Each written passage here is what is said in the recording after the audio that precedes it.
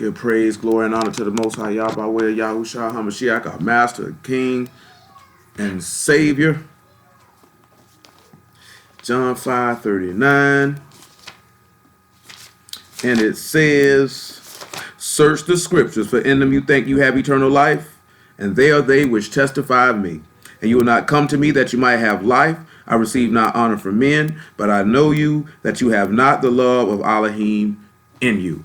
He said, I come in my Father's name and you receive me not. He said, if another come in his own name, you'll receive him. Let's sit back and let's look at that. Ecclesiastes chapter 9 and verse 13. Ecclesiastes chapter 9 and verse 13.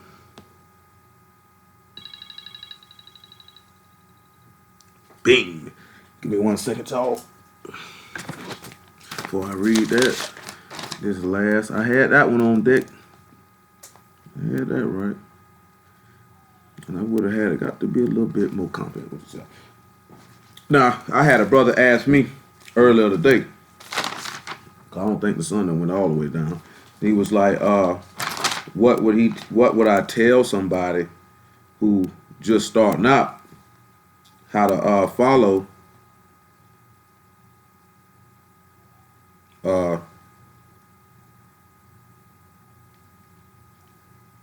how we looking at the language.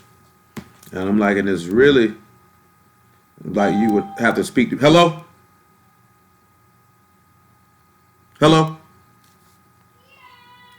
You would, what, say that again? Hey. What's up, T? You would really have to look at it directly. Like you'd have to holler at me as forth as like how we looking at the language, because it's kind of hard to explain to somebody when you know what I'm saying, like how to look at it, how to gauge it, you know what I mean? It's like, you know, I didn't really know what to say to him on that, other than because this person has the ability to holler at me. But really anybody got the ability to holler at me if you ask, you know what I'm saying? But nevertheless, so while we going through these characters and words, if y'all got any questions, feel free to ask. You know, don't hesitate to open your mouth and say something. No matter, don't be like, well, he reading something. I mean, once you feel a pause, you know what I'm saying, open your mouth and say something. So it don't make no sense to hear the stuff and you don't understand it. I mean, I don't ask as much as I used to, like, does everybody understand what you heard? 'Cause I used to ask that a lot, because that was very important to me. It doesn't make, like, I'm just not dispensing information for the purposes of dispensing information. If you don't understand it, that was pretty much a waste of time.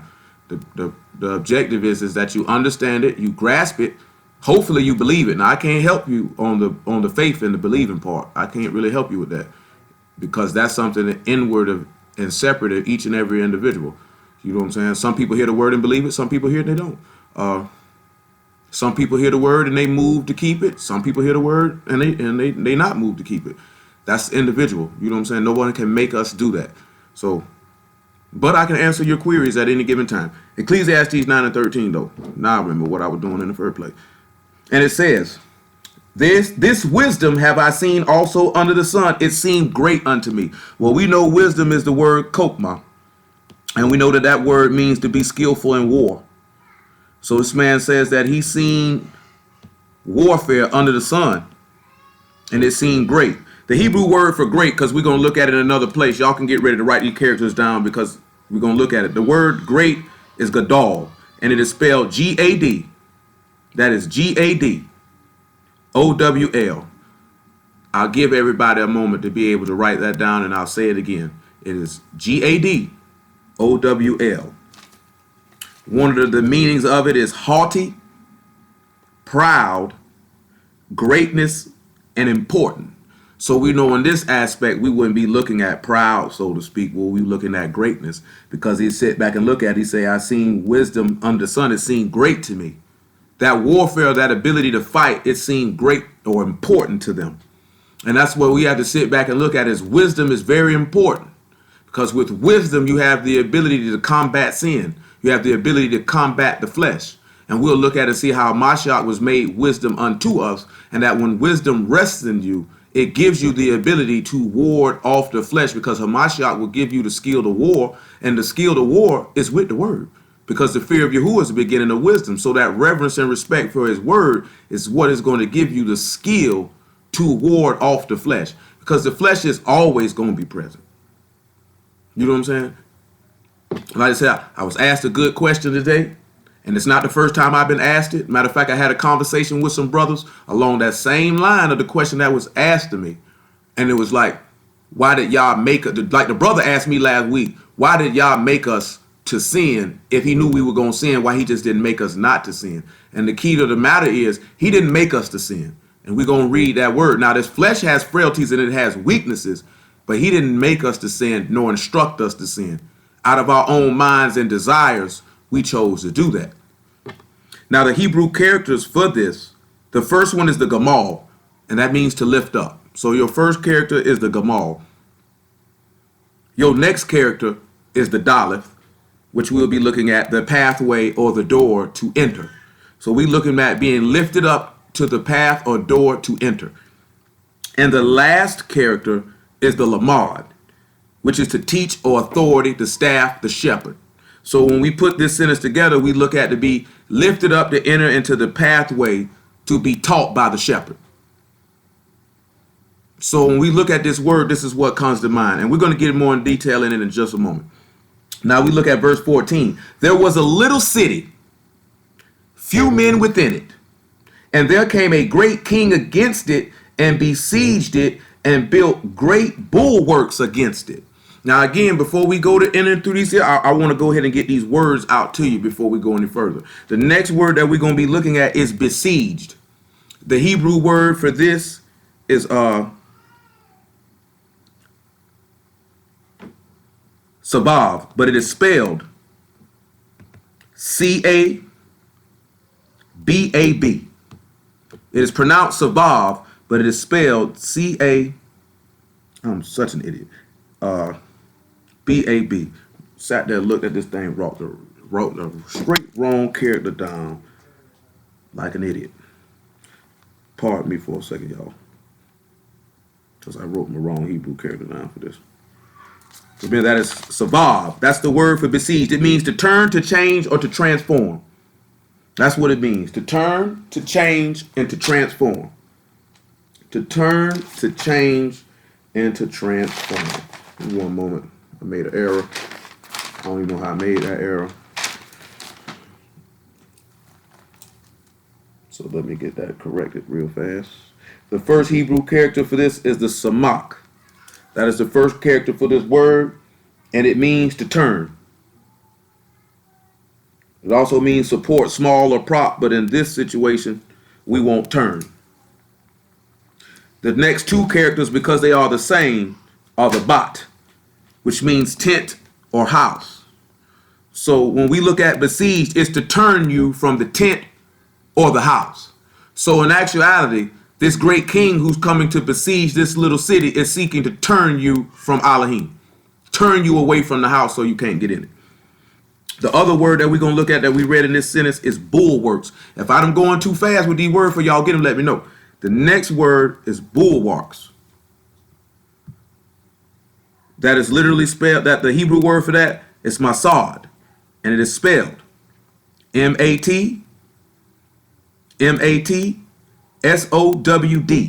That is M-A-T-S-O-W-D.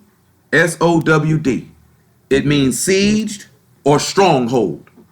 Sieged or stronghold. That is what it means. The first character for this, there's 4 characters in this word, y'all. The first character will be the meme. Be the meme, which means to overpower, be overpower or chaos. Overpower or chaos. Overpower or chaos. The next character will be the Zod. Desire of man. Desire of man. The next character is the U, which is to nail or secure. And the last character is the Daleth, which is the doorway to enter. So we're looking at overpowering chaos, the desire of man, secured, the doorway to enter. So now we get this thing started. So when we look at in verse 14 that there was a little city and few men in it, and there came a great king against it and besieged it with great bulwarks against it, we're going to have to sit back and look at who is this great king that's looking to come against this city and besiege it. Matter of fact, look at something in Proverbs chapter 25, if I'm not mistaken. It goes along with this. Proverbs 25, if I'm not mistaken. So Proverbs 25. Proverbs 25 and 28. That's exactly what it is. Proverbs 25 and 28. Proverbs 25 and 28. He said, he that have no rule over his own ruach is like a city that is broken down and without walls. Now, sitting back looking at it, he said there was a little city with few men in it, and a great king came to besiege it. So you sit back and you look at it as he said, a man who doesn't have control over his own spirit is like a man who has a city that's broken down without walls. I mean, you can easily be taken in. Let's look at something in Matthew chapter 12, if I'm not mistaken. Might be 11.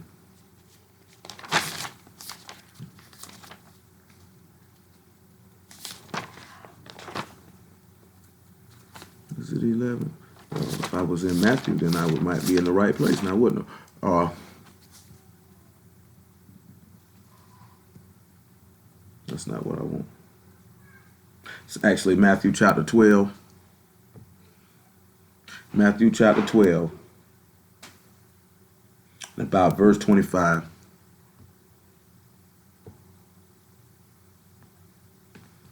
Matthew chapter 12, verse 25. Yahushua knew their thoughts and said unto them, every kingdom divided against itself is brought to desolation. Every city or house divided against itself shall not stand. You sit back and look at it, we say you don't have control over yourself. Basically, your house is going to fall. There's no way that your kingdom can stand, and there's no way you could be supported. He's saying if Hashatan cast out Hashatan, he is divided against himself. Then how then shall his kingdom stand? And if I by Beelzebub cast out devils, by whom your children say, by whom do your children cast them out? Therefore they shall be your judges. But if I cast out devils by the Ruach of Alahym, then the kingdom of Alahym is come unto you. Or else how can one enter into a strong man's house and spoil his goods, except first he bind the strong man, then he will spoil his house. When we look at something, right, and I got something coming to my head when they come to this here. When you're looking at besieging this city, or sieging it and coming upon it to be able to bring forth chaos and the desire of man, we have to sit back and look at what Hashatan comes to do, because this would be this great king. We have to establish that he's this great king coming against this city in a moment. But we have to realize that that's what he's coming to do, is overpower the desire of man, or the chaos of man. Bring forth the chaos, which is the desire of man, so you don't be able to be nailed and secured in this house. So you can look at it two ways, because you can look at Hamashiach comes to overpower the chaos and desire of man, that you might be secured to enter into the house. And Hashatan is looking for you to have that chaos or desire of man, so you're not secured in that house. And we'll look at it both ways, because this is what this man is coming to do. Because Hamashiach can also be the one to bring down the strongholds. Because Hashatan coming to bind you to strongholds. Mashiach coming to destroy them same strongholds. Because we can turn around and sit back and look at it, because he's also described as the great king. You know, he tells you that in Matthew chapter 5, that Jerusalem is the city of the great king, or the important king. So you have an important king that's coming to do this. So we can look at it in a couple ways. When you turn around and look at it, there's no way that Hashatan can be able to come into your house and spoil your house until he has binded you. What is it that binds a man? I want you to look at Ecclesiastes 7 and about 27, I want to say. To go in and I say what I was asked about earlier today, and then what brothers was talking to me about last week. I ain't heard back from them brothers, but it wasn't no bad conversation, because those brothers were trying to really understand something, because a lot of people don't understand, why did Yah set it up? It's 7 and 29, my apologies. Why didn't Yah make us perfect from the jump? Why did we have to sin? Why did we have to die? Why do we have a choice to do wrong? Why didn't he just make us to where we would never do wrong? But he did make us like that. And we'll sit back and look and see that he did make us like that. We just chose to do opposite. 7 and 29 of Ecclesiastes says, lo, this only have I found. So this is what Solomon said. The only thing that I found was this, that Alahym have made man upright. We know Hebrew meaning upright means to be blameless or just. So he said he made man just. He said, but they have sought out many inventions. Now we're going to look at it for the Hebrew word for invention. So when he say we sought out many inventions, that means we sought out to do things contrary to what he told us. When you get down to it and you boil down to it, like I said, we're going to look at upright. The Hebrew word for upright is yashar. It means straight, upright, correct, right, pleasing, correct, fitting, righteous. So he said he made man righteous. So we can't put that on Alahym. That's what I was telling the brothers last week. Now, the Hebrew word for inventions means device.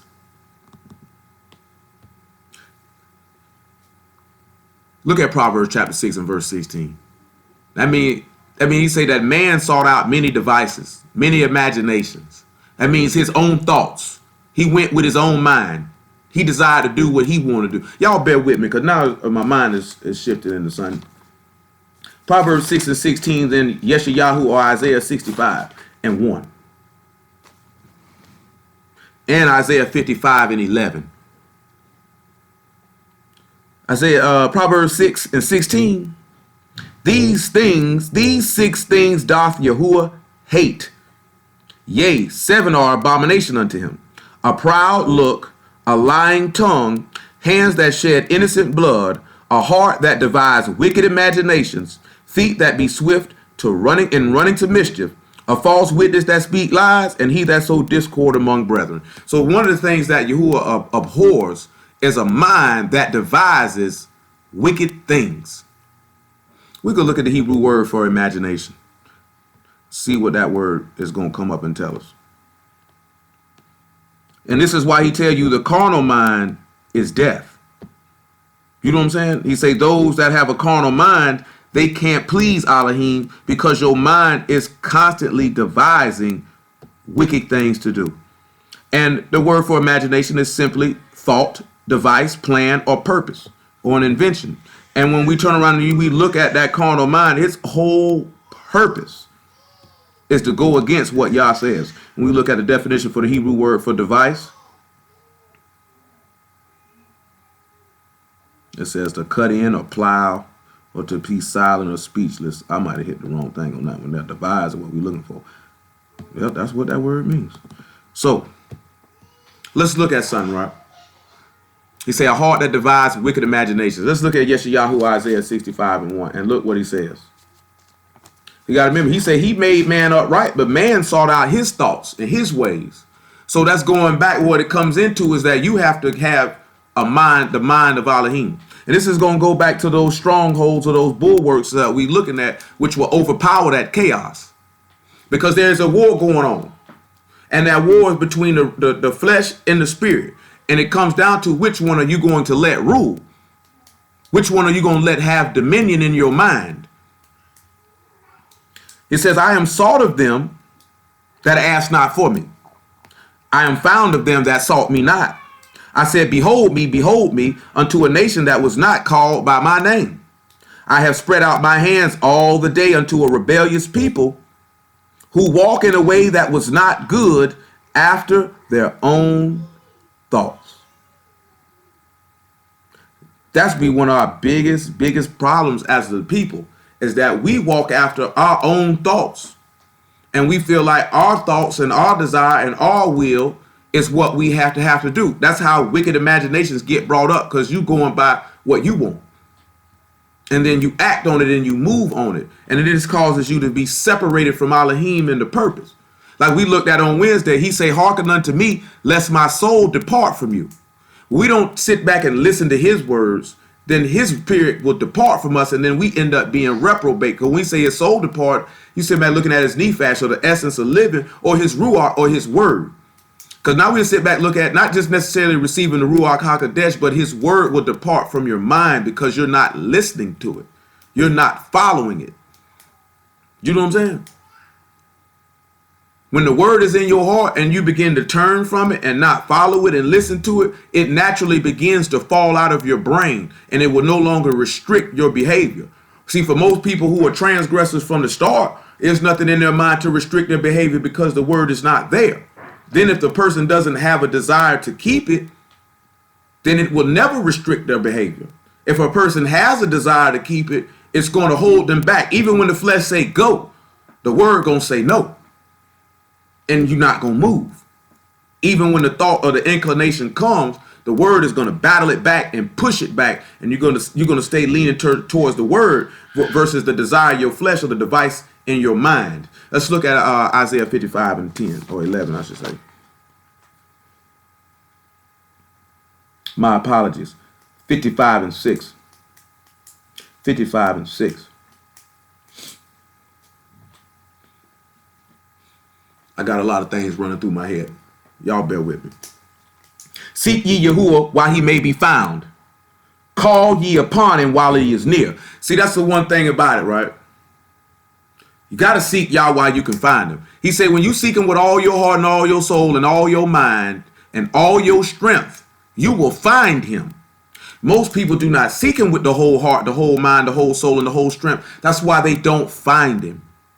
Because at the end of the day, it comes down to how great of your desire to be with Yahuwah is in you. Like I was telling somebody a story the other day. I was telling them about 2010. I was talking with my homeboy Junior. We were talking, man. I was just telling them, you know what I'm saying? I got to get to Jerusalem, bro. That's where I got to be at. That's where I got to be at. That's where I got to be at. You know what I'm saying? And I don't care who or what has to be lost. I just got to be there because that's where, at the time, of course, we weren't saying Alahym. That's where my God going to be.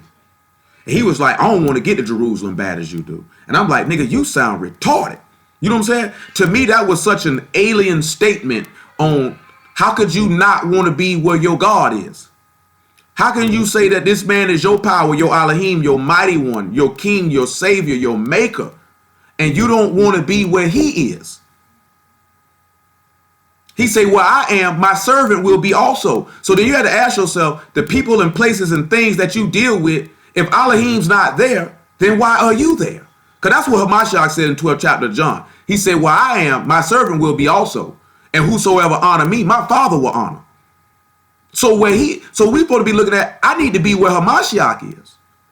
And if Hamashiach is not there, then why am I there? Because where Hamashiach is not, death resides. That's what you sit back and look at. Wherever he is absent from, death is in that area. Wherever he is present at, life is in that area. That's what we have to consider. We look at verse 7, right? He say, let the wicked forsake his way, and the unrighteous man his thoughts. See, that's the whole key thing. He made man blameless, but man sought out many inventions and made themselves unrighteous. Let him return unto Yahuwah, and he will have mercy upon him, and to our Alahym he will abundantly pardon. He said, if you come back, man, I can forgive your sins. I can put them to the side, but you got to seek me. You got to come back. He says, for my thoughts are not your thoughts, neither are my ways your ways, saith Yahuwah.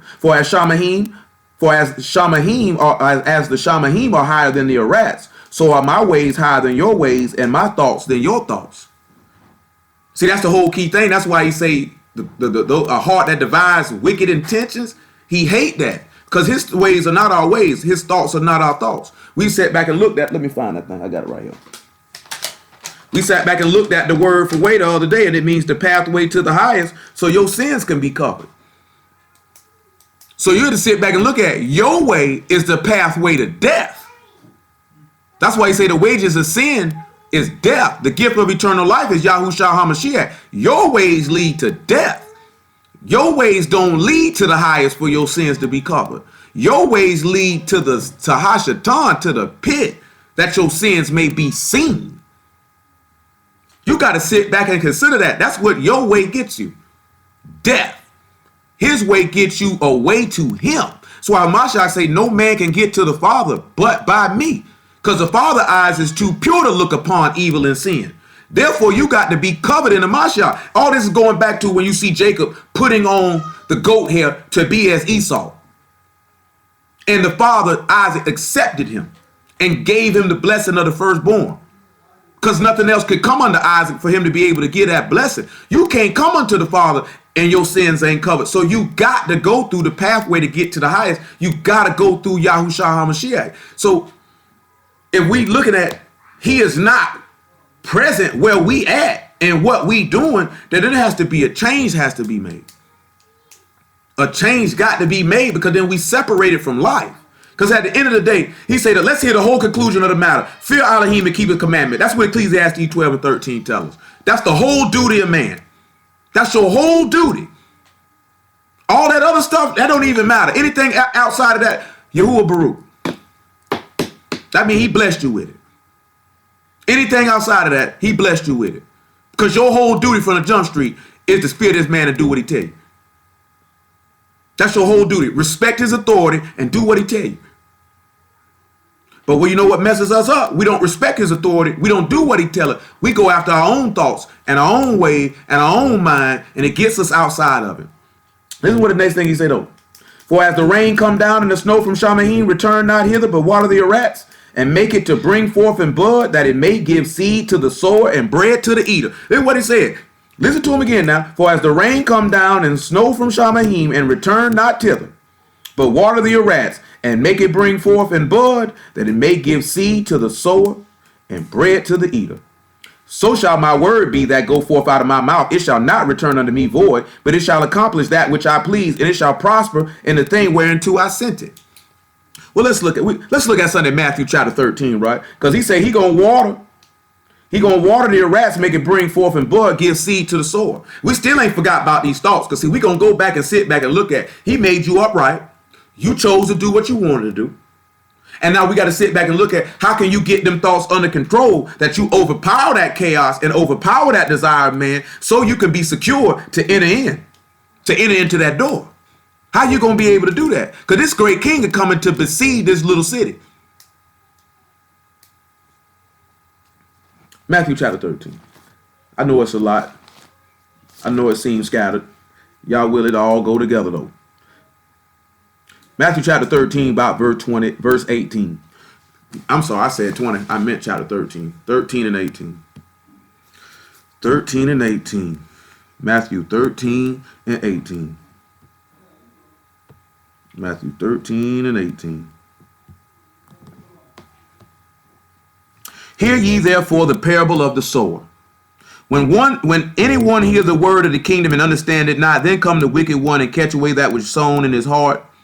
This is he which received the seed by the wayside. Now, we didn't talk about this before. All that means is when somebody hear the word, they don't understand it, Satan take that word and they fall off. They continue to go ahead and do what they always were doing. You know what I'm saying? Now, I'm going to tell you something, right? And this just being dead honest, man, just from my experience in the 7 years of when Yahuwah made himself known unto me. Not that I ended up knowing Yahuwah, but Yahuwah made himself known unto me. People can sit down, man, and they can hear the word. It could be thoroughly explained to them. It could be thoroughly broken down to them. It can be broken down to the most minute detail. Clear understanding can be manifested. But just like this word said, if they hear it, they understand it not. He says sown, that Hashatan come and take away which was sown in their heart. I mean, it was never in their mind to do it. I mean, they never had a thought process to do it. That's just all that. That's all that parable right there means. Satan can come take that word away because it was to the wayside. It wasn't never going to fall for them. I've told y'all numerous times. Everybody on this planet who's ever lived fall into these categories of these four things that he gave this example of. You have to ask yourself at this current time, which one is you? And if you're the first one, that's a sour deal. You know what I'm saying? That's a saddening deal when you look at it. Saddening because, as it says in 2 Thessalonians chapter 2, about verse 13, he calls them to, he'll damn all those that have pleasure in unrighteousness, and he'll give them a strong delusion that they should believe a lie because they had not a love for the truth. You know what I'm saying? That there wasn't a love for the word already in their heart. This is what he's really talking about with this parable of the sower. That is saddening. You know what I'm saying? That's saddening. You see that? And I've run across people in the street. You know what I'm saying? Like the love for the word is not there. It's not there. You don't, and you sitting there looking at them like it's not there. I don't see it. I can't say I've seen it as much lately because I don't be in the street dealing with people talking about the word as much as say maybe 4 or 5 years ago. But yeah, I've seen it and it's sad. Verse 20, he said, but he that received the word in stony places, the same as he that hear the word and anoint with joy receive it. Yet he have no root in himself, but endure for a while. For when tribulation or persecution arise because of the word, by and by he is offended. And you done seen that there when a little suffering, a little something come up, when that little heat get applied, people sit back and in the beginning they love it. Boy, it's the greatest thing I ever heard. But because there's no root, that thing is not attached in the ground. They don't have they don't have that sureness to stand on the word through all things. They fall off. He said, he that received the seed among the thorns is he that hear the word, then the care of this world and the deceitfulness of riches choke the word and it become unfruitful. A lot of people get caught with that. Desires. All these things what you looking at again are the devices and imaginations in a man's mind. All the things that's in their brain that cause them to go astray. Because their mind is not set to have the mind of Alahym. They don't want that mind. That's how all these other things come in the way and choke that off. To where this thing don't do what he finna say in verse 23. But he that received the seed in the good ground is he that hear the word and understand it, which also bear fruit and bring forth some 100-fold, some 60, some 30. Now, you know, in Luke, he said it fall into a good heart or a good mind. That means that's a mind that has a desire to do right. That goes back to when you see the master sit back and describing, well, I mean, I should say that the master through Paul, sit back describing that there are some who ordained the salvation from the foundation of the world, because you have vessels fitted for honor and you have vessels fitted for wrath. And I'm going to touch on that in a minute, but we need to sit back and we need to look at something as we forth as this warring and this flesh and him making you upright and you choosing out these thoughts. Because the reason what we're looking at, we're going to look at 1 Corinthians 3 and about verse 14, maybe 10 actually. Because he say, as the snow water the rats and calls forth the seed, the bud, then he said, bring forth bread to the eater. So then we got to sit back and look at something when it comes to that, because we looked at the Hebrew word for bread a couple weeks ago, maybe a week ago. Let's swing over here to 1 Corinthians chapter 3. We know that Hebrew word for bread was bearing witness to what the master stated in John chapter 6. I'm talking about a couple weeks ago. That was last week. No, I'm getting old. 1 Corinthians chapter 3 actually is verse 6.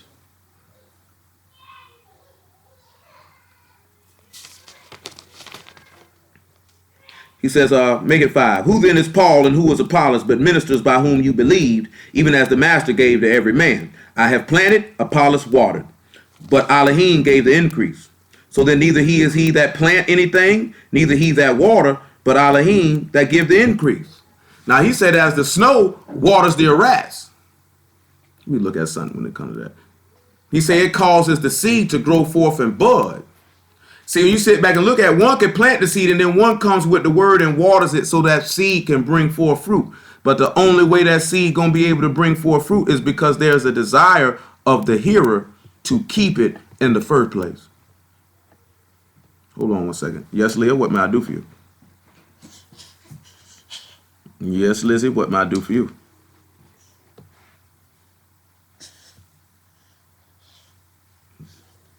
You finna jump, man.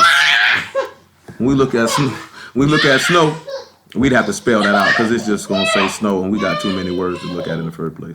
I can't remember where I put my thing at for bread. I can't recall it off the top of my head.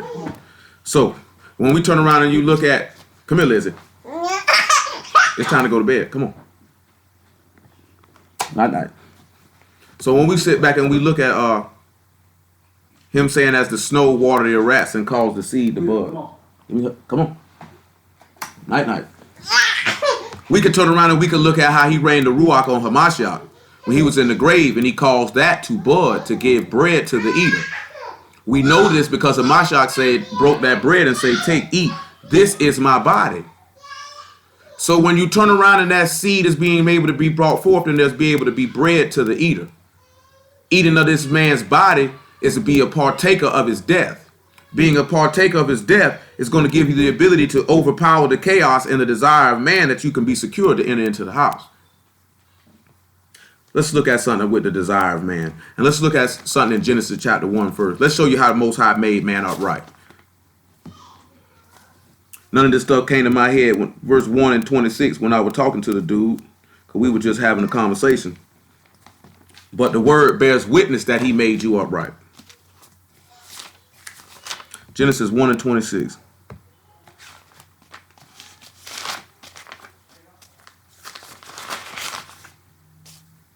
And Alahym said, let us make man in our image after our likeness, and let them have dominion over the fish, over the sea, over the fowl of the air, over the cattle, over all the rats, and over every creeping thing that creep upon the earth. So that means if you made in the Most High's image, he made you right.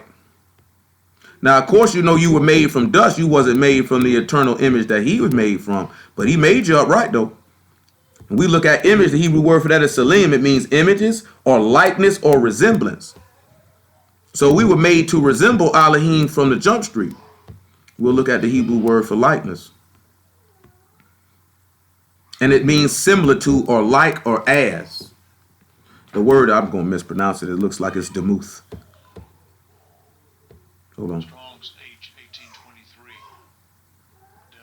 H1823. I was right. It's demuth. So it's a likeness or a similar to. We were made like him. We were made to be similar as him. But in the course of that, when Hashatan came and he deceived Eve and he tempted her through her thoughts, because he said this was a tree to make one wise. It looked good to eat. And then her heart sought out these thoughts in her head, because it was the thoughts in her head that caused her to go do this. This is why the master said it's not what go into a man that defile him, but what come out of the man. Because out of the heart come what? Fornication, murders, adulteries, lasciviousness, an evil eye, blasphemies. So it says what come out of the man, because as a man thinketh, so as he is. So if you have these, that's why he say, let the wicked man, the unrighteous man, forsake his thoughts. Because my thoughts are not like your thoughts. That means you have to take on the Most High's mind. When you go by your mind, then you get outside the pathway. Then you can't get to the highest. And your sins can't be covered. And now the agent who brings forth chaos can overcome you. So then we have to look at the overpowering the chaos or the desired man to nail you secure to enter into the house. Romans 7.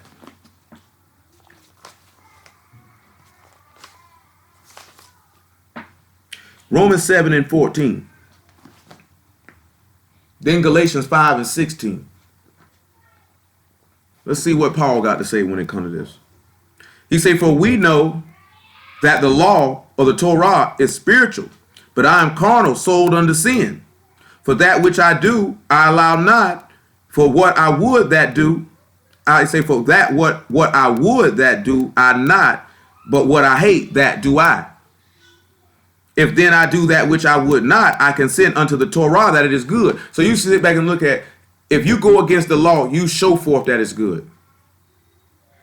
And you show forth that Yah's word is right and that you ought to perish, that his judgment is just if he was to take you out for it. Now then it is no more I that do it, but the sin that dwell in me. For I know that in me, that is in my flesh, dwell no good thing. For to will is present with me, but how to perform that which is good I find not. Now you look at it as no good thing in your flesh because it's made of dust. It wasn't made of internal components. Remember, the master told us in the 4th chapter of John, and probably about verse 20, or probably about 24, that Alahym is a ruach. So that's eternal. The ruach is good. There's nothing bad in it. But when you look at the flesh, there's nothing good in this flesh. It's nothing good in it. He made us in his likeness and his image to be upright. He gave us the instructions. Or remember, when you sit back and you look at the bar, or even when he sat back, he showed him the mind of Yahuwah in Leviticus 24 and 12. I mean, he showed us his word. When he told him, don't eat from this tree, he showed him his mind and his word. But we didn't take his mind and his word. We desired to seek out the thoughts of our own mind and follow that. This is why we sit back. We can't blame Yah for what Adam did or what we do, because when he manifests his word, he gives you his mind, his thoughts, his words, his instructions. Then you have to take his word and lay it up in your heart, and now his word becomes your mind. Then his word becomes your thoughts. And when his word becomes your thoughts, now you have the mind of Mashiach, because Mashiach is the word made flesh, or the thoughts of Alahym made flesh, or the Debar, his literal word. We got that over here, and the Hebrew word for Debar that's the word for word. It means speech, word, speaking. Let me sit back and tell you, man, you get to a point, once the word is in you, the word, the literal, it ain't gonna say, I'm not gonna say it'll happen every time. But you can actually hear the word of Alahym spoken in your head. You can hear it. I know that has occurred to me, like I done sat back and been in situations, this is Matthew chapter 5, verse 33, but I can literally hear the word. Like what's written on the page that we can read and been in situations, I can hear what it says. In exact situations, and it's like, okay, this didn't come in my head for no reason. I'll never forget the first time that happened. When the police ran up on me in 2009, I was going home, walking down University Boulevard. About 4 police cars shooting down University Boulevard. I know they finna turn around. And as they getting ready to turn around, all I hear was, agree with your adversary quickly while you in the way with him, lest he deliver you to the officer and the officer deliver you to the judge, and you will not come out of prison till you play the last mite. Because he already knew, I feel like I ain't doing nothing wrong. I'm finna go off on these people if they come around here messing with me. And that immediately came to my mind at the time. I'm talking about the literal word right then. When I heard it, I'm knowing that's got to be him, because I know what it's come from. This is Matthew 5. It changed my whole thought process and actions when the police officers got out of that car and came ask me, where your ID, where you going? Because if that wouldn't have came to my mind, I would probably more than likely reacted in a carnal fashion and went by my thoughts in my way and went to jail. But instead, I listened to his thoughts and his words, and I let his mind become my mind and let his word and his mind dictate my actions. That's what we have to sit back and look at. When his word enters into your heart and in your mind, that's what's going to dictate your actions. When you don't let the word come into your heart and into your mind, then your thoughts and your ways are going to dictate your actions. This is how the word will overpower the chaos and the desire of man. The desire of man is to fulfill the flesh. That's why the master said, watch and pray lest you enter into temptation. For the ruach is willing, but the flesh is weak. The inward man is willing to let the word be his thoughts in his mind. The flesh is weak. The flesh desires to do what it wants. He say, for the good that I would, I do not, but the evil which I would not, that I do. Now, if I do that I would not, and it is no more I that do it, but the sin that dwell in me, I find then a law that when I do good, evil is present with me. Listen to what he tell you. For I delight in the law or the Torah of Alahym after the inward man. This goes back to what we were talking about in Jeremiah 6 and 10. He say they don't have a delight for the word. It's a reproach unto them. Their ear is uncircumcised. You're supposed to delight after this man's word on the inside. When you delight on it on the inside, that means his mind has become your mind. He said, but I see another law in my members, warring against the law of my mind, bringing me into captivity to the law of sin, which is in my members. O wretched man that I am, who shall deliver me from the body of this death? I think Alahym through Yahushua HaMashiach our master. So with the mind I myself serve the Torah of Alahym, but with the flesh the law of sin. So this man say, in my members warring against the law of my mind, because the flesh is warring against this man's word in your heart. It's warring against it. See, we could go read Hebrews 8 and 7. He said, I make a new covenant with them, with the house of Yasharal and the house of Yehuda, not according to the covenant that I made with their fathers when they came up out of Mizraim, and I was a husband unto them, but they regarded me not. He said, but this is the covenant which I will make with them. I will put my word, my Torah, in their heart and in their mind, that they may do it. This man literally came to make you the similitude and likeness of himself by giving you his mind. Because when he put it on the outside of you, it didn't penetrate that flesh in order for you to do what you were supposed to do. See, that's the difference. He made you upright. He made you blameless. He made you righteous because he made you in his similitude, but he didn't give you his mind as forth as putting it inside of you. He gave you his instructions and they were outside of you. Therefore, being on the outside of you, they could not subdue your flesh. He sit back and he already knew this because he gave Adam his mind.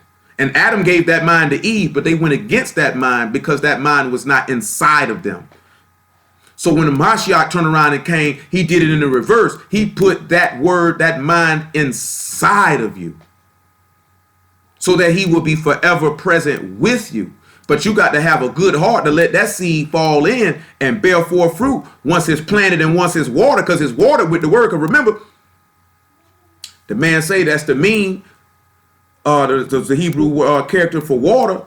You got to let that word be watered, meaning he said the words that I speak unto you, they are ruach and they are life. That means when that word comes, it's got to water that seed that was planted. When that seed of faith was planted, you're supposed to let that word water that to bring forth the fruit of Mashiach, to bring forth the fruits of the ruach, to let those things be manifested, that you have restricted your mortal body to the obedience of the word. I say, man, everybody falls into the category of the 4 people in the parable of the sower. You got to ask yourself, which one is you? You got to ask yourself the people that surround you, family, friends, co-workers. You should be sit back and look at them. If they or anybody you done came across who you know done heard the word, and you should be able to ascertain which one they are. You know what I'm saying? You could be able to ascertain. And if you sit back and look at they are the first 3, then you got to make a decision after that. You sit back and look at if you are the first 3, you better ask yourself what you need to do to make sure you that 4th one. It's a serious, serious matter, man. I'm telling you, man. The man saying in Ezekiel 18, he have no pleasure in the death of him that dieth. He has no pleasure in the death of the wicked. Anybody who serves y'all is not going to have no pleasure. I'm not going to say that because I see dudes that be posting stuff like this here, death to the white man, this, that, there, and the third. That's not Alahym. Alahym don't want to see nobody die. You know what I'm saying? I know I don't want to see nobody go to hell. I wouldn't get no pleasure out of that. You know what I'm saying? To see some people I done seen fall off and turn back and go back, like that didn't make me happy to see that. I can remember it was a lady who was my enemy that was against me, that was coming at me on every corner and cut. And y'all afflicted this woman greatly to where her demeanor and attitude and actions towards me changed after her affliction. And when it hit her, the first thing came to my head was, I prayed to y'all, man, take that up off her. It's like I didn't get no pleasure out of that by seeing that happen to my enemy. I didn't get no pleasure out of that. You know what I'm saying? The book say don't rejoice when your enemy stumble. Yes, Yahuwah be displeased and he remove his hand from him. So when I seen him going up against this woman's head, I didn't get no pleasure from that. It let me know Yahuwah is just and he rendered the judgment, but inwardly, I wasn't happy about it. And it was going to cause me to be able to make more money than what I was making at the time. But I drew no happiness from it was, yeah, I'm glad she going through that. Like, no, that's not what happened. You know what I'm saying? Look at Galatians 5 and 16. Then we'll look at 2 Corinthians chapter 10, verse 3.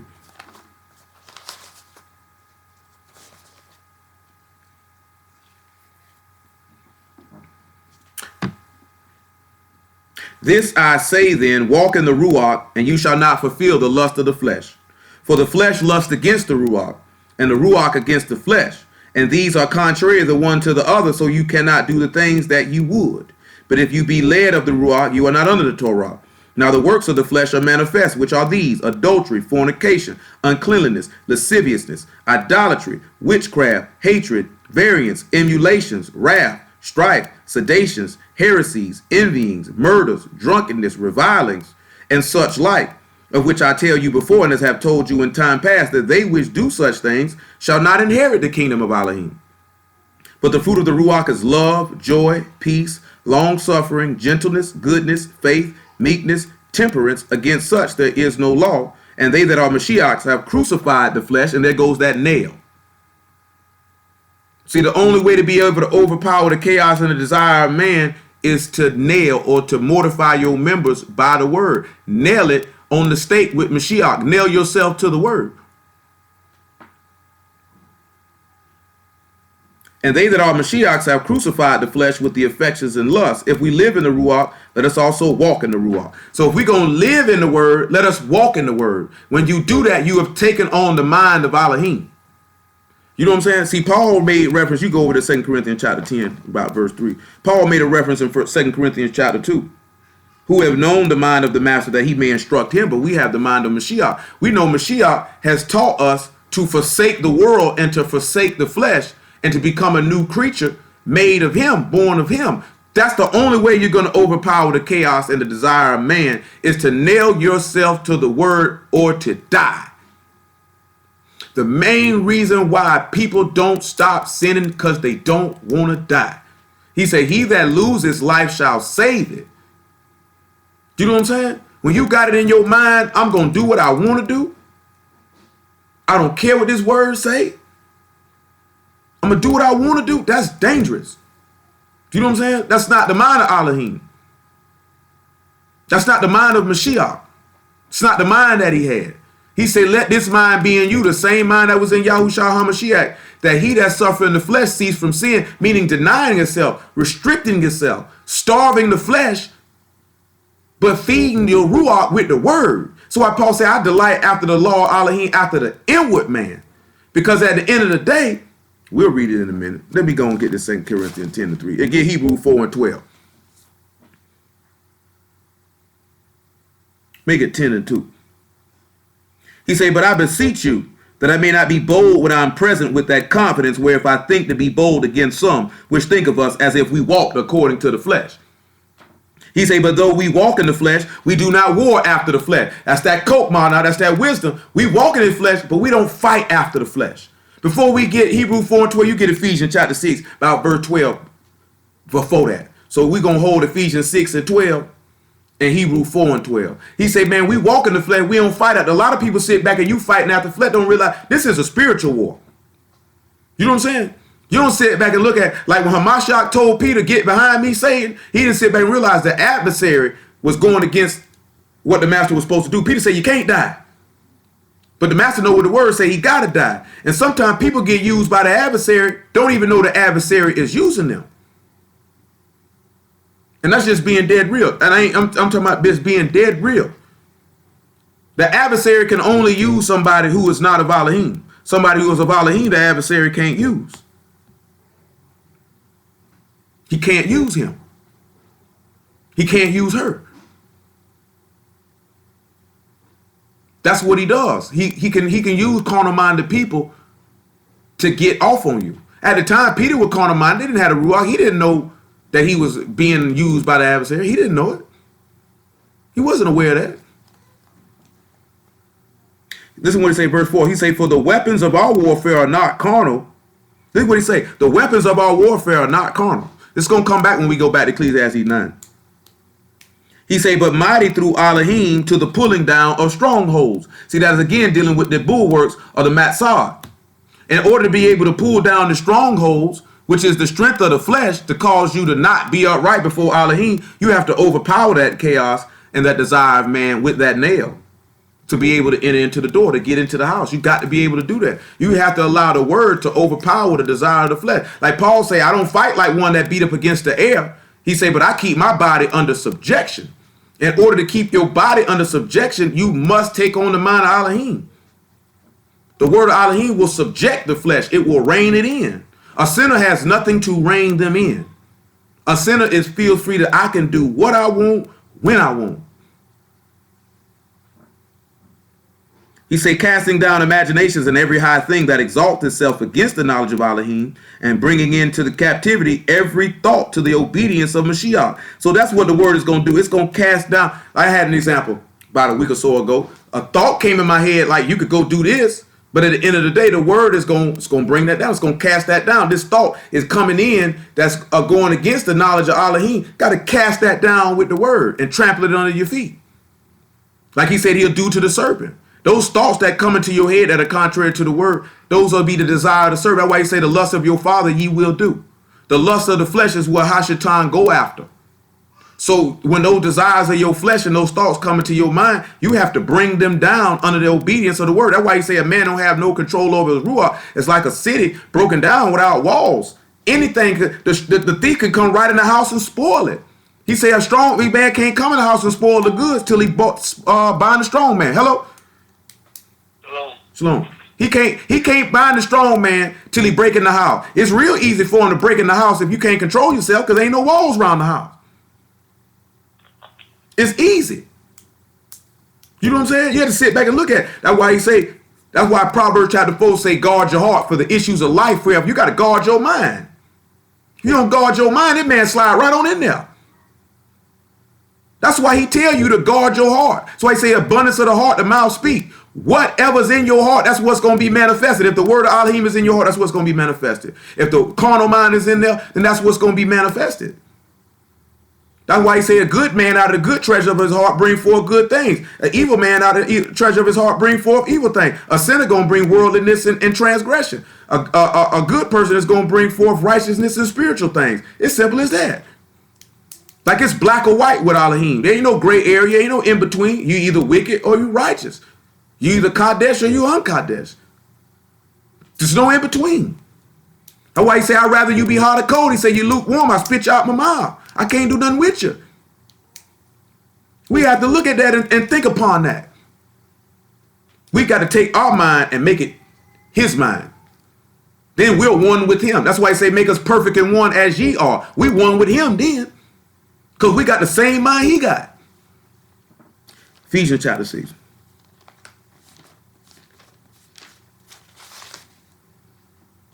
I ain't got it in this one. Oh, I hate bending over.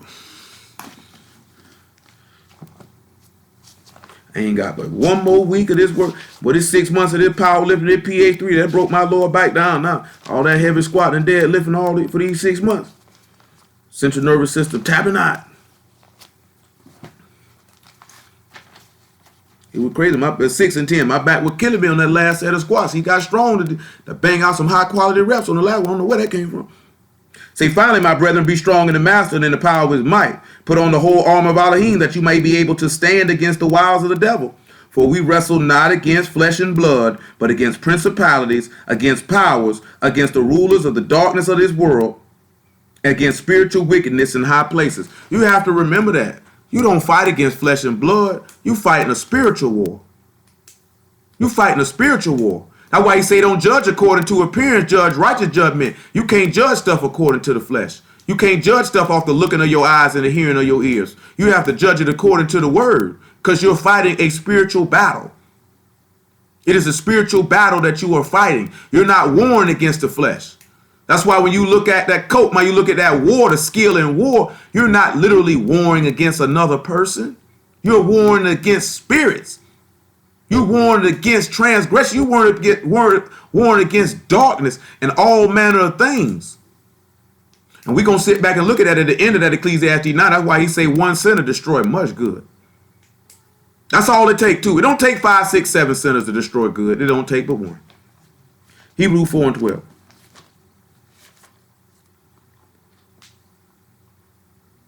Listen what he say now. For the word of Alahym is quick and powerful, sharper than any two-edged sword, piercing even to the dividing of sunder of the nephash and ruach, and of the joints and marrow, and is a discerner of the thoughts and intents of the heart. And that's it, and that's just the bottom line. When that word comes, that word gonna show what's in a man's mind. It's gonna show what type of mind they have. And once this man's word come and their mind is manifested, there's nothing you could, I mean, that's when you sit back knowing if you fighting a spiritual battle and a skillful war, that's when you'll be able to sit back and look at like, Alahym just showed me who this person was. He just showed me their mind. How did he show you their mind? He showed you their mind when his word came. He showed you their mind when the word came. He said, is it a discerner of the thoughts and intents of the heart? It's going to show the thoughts that's in a person's mind. That's why he tell you, let the wicked man forsake his way and the unrighteous man his thoughts. So you sit back and look at it. When the word comes and it discerns the intents and thoughts of your mind, what are you going to do after that? What is to be done after that? How are you going to move after that? That's why he say, well, I am, my servant will be also. The Most High ain't any and everywhere. He ain't in any and everybody. Like Kira's son asked, why everybody can't be with Alahym? Because he that is of Alahym hears Alahym's words. He said, you hear them not because you're not of Alahym. To hear the word is to do it. To hear it is to do it. He say, blessed, I know in Luke chapter 11, woman say, blessed are the paps that you suck from. The master told that woman, no, blessed are those that hear the word of Alahym and keep it. That's what he said. He said, my mama breast ain't blessed. He said, no, the person that's blessed is the one who hear this word and do it. Do you know what I'm saying? That's as simple as that. Like, how are we going to get around that? So if we hear the word and don't do it, then there's no way we blessed. And then there's no way we're of Alahym, and the word is going to show that. The word is going to show that. It's going to show what's in a person's mind. And if it shows that we're of Alahym, blessed be you. And if it shows that we're not of Alahym, you ain't got but one or two things to sit back and look at. Either stop pump faking and pretending to eat, drink, and be merry because tomorrow you die, or get it right and keep it right.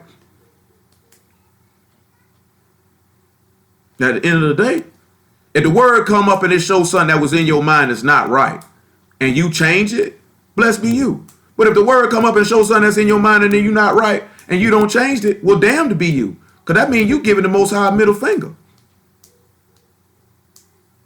And I'm just sitting back telling you what his words say. Because Jeremiah 11:4 say, cursed be he that obey not the words of this covenant. So that's why I would say you would be damned. Not because of my own personal opinion, because that's what the words say. See, matter of fact, what I'm thinking on that, go to Ecclesiastes chapter 7, I believe. It might be 9 still. Then we'll come on back to these bulwarks and this besieged. And we'll look at that turning to the tent or to the house or to transform. Because the word ought to transform your thought process.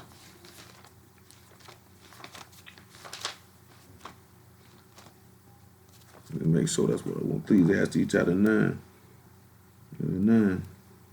Oh boy, that hurts very much so.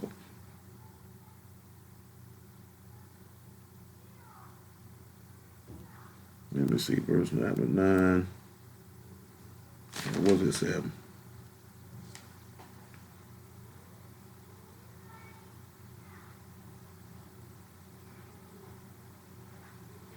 Man, I can't recall what I think at. Y'all give me a second to try to remember this, come to my back of my mind where this was located at.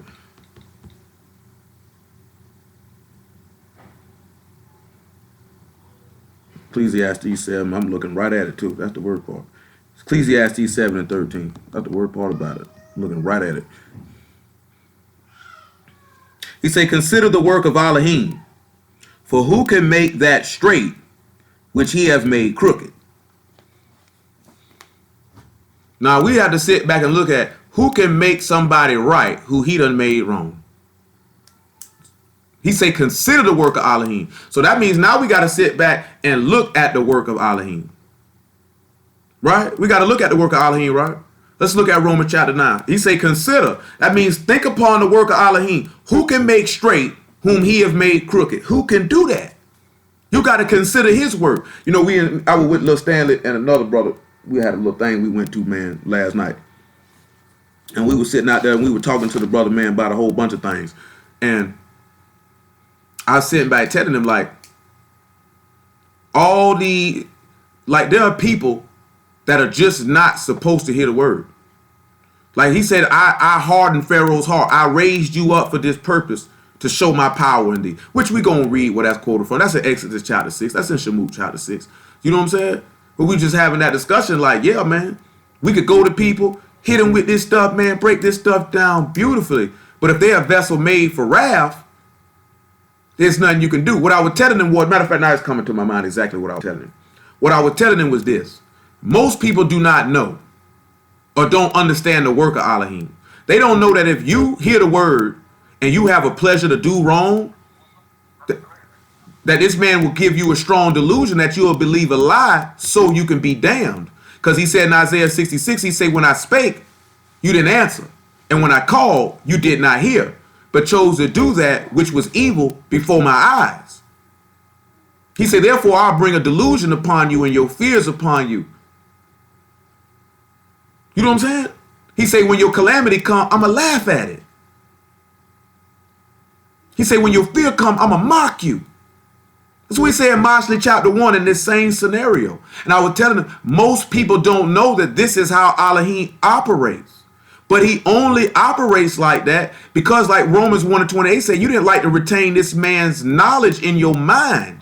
You didn't want to make his mind your mind. You didn't want his thoughts to be your thoughts. That's why he say, hearken to the things that you have heard, lest they slip. So if you don't listen, follow, and obey, these things are going to slip. And then when he calls for you and he speaks unto you, you're not going to hear.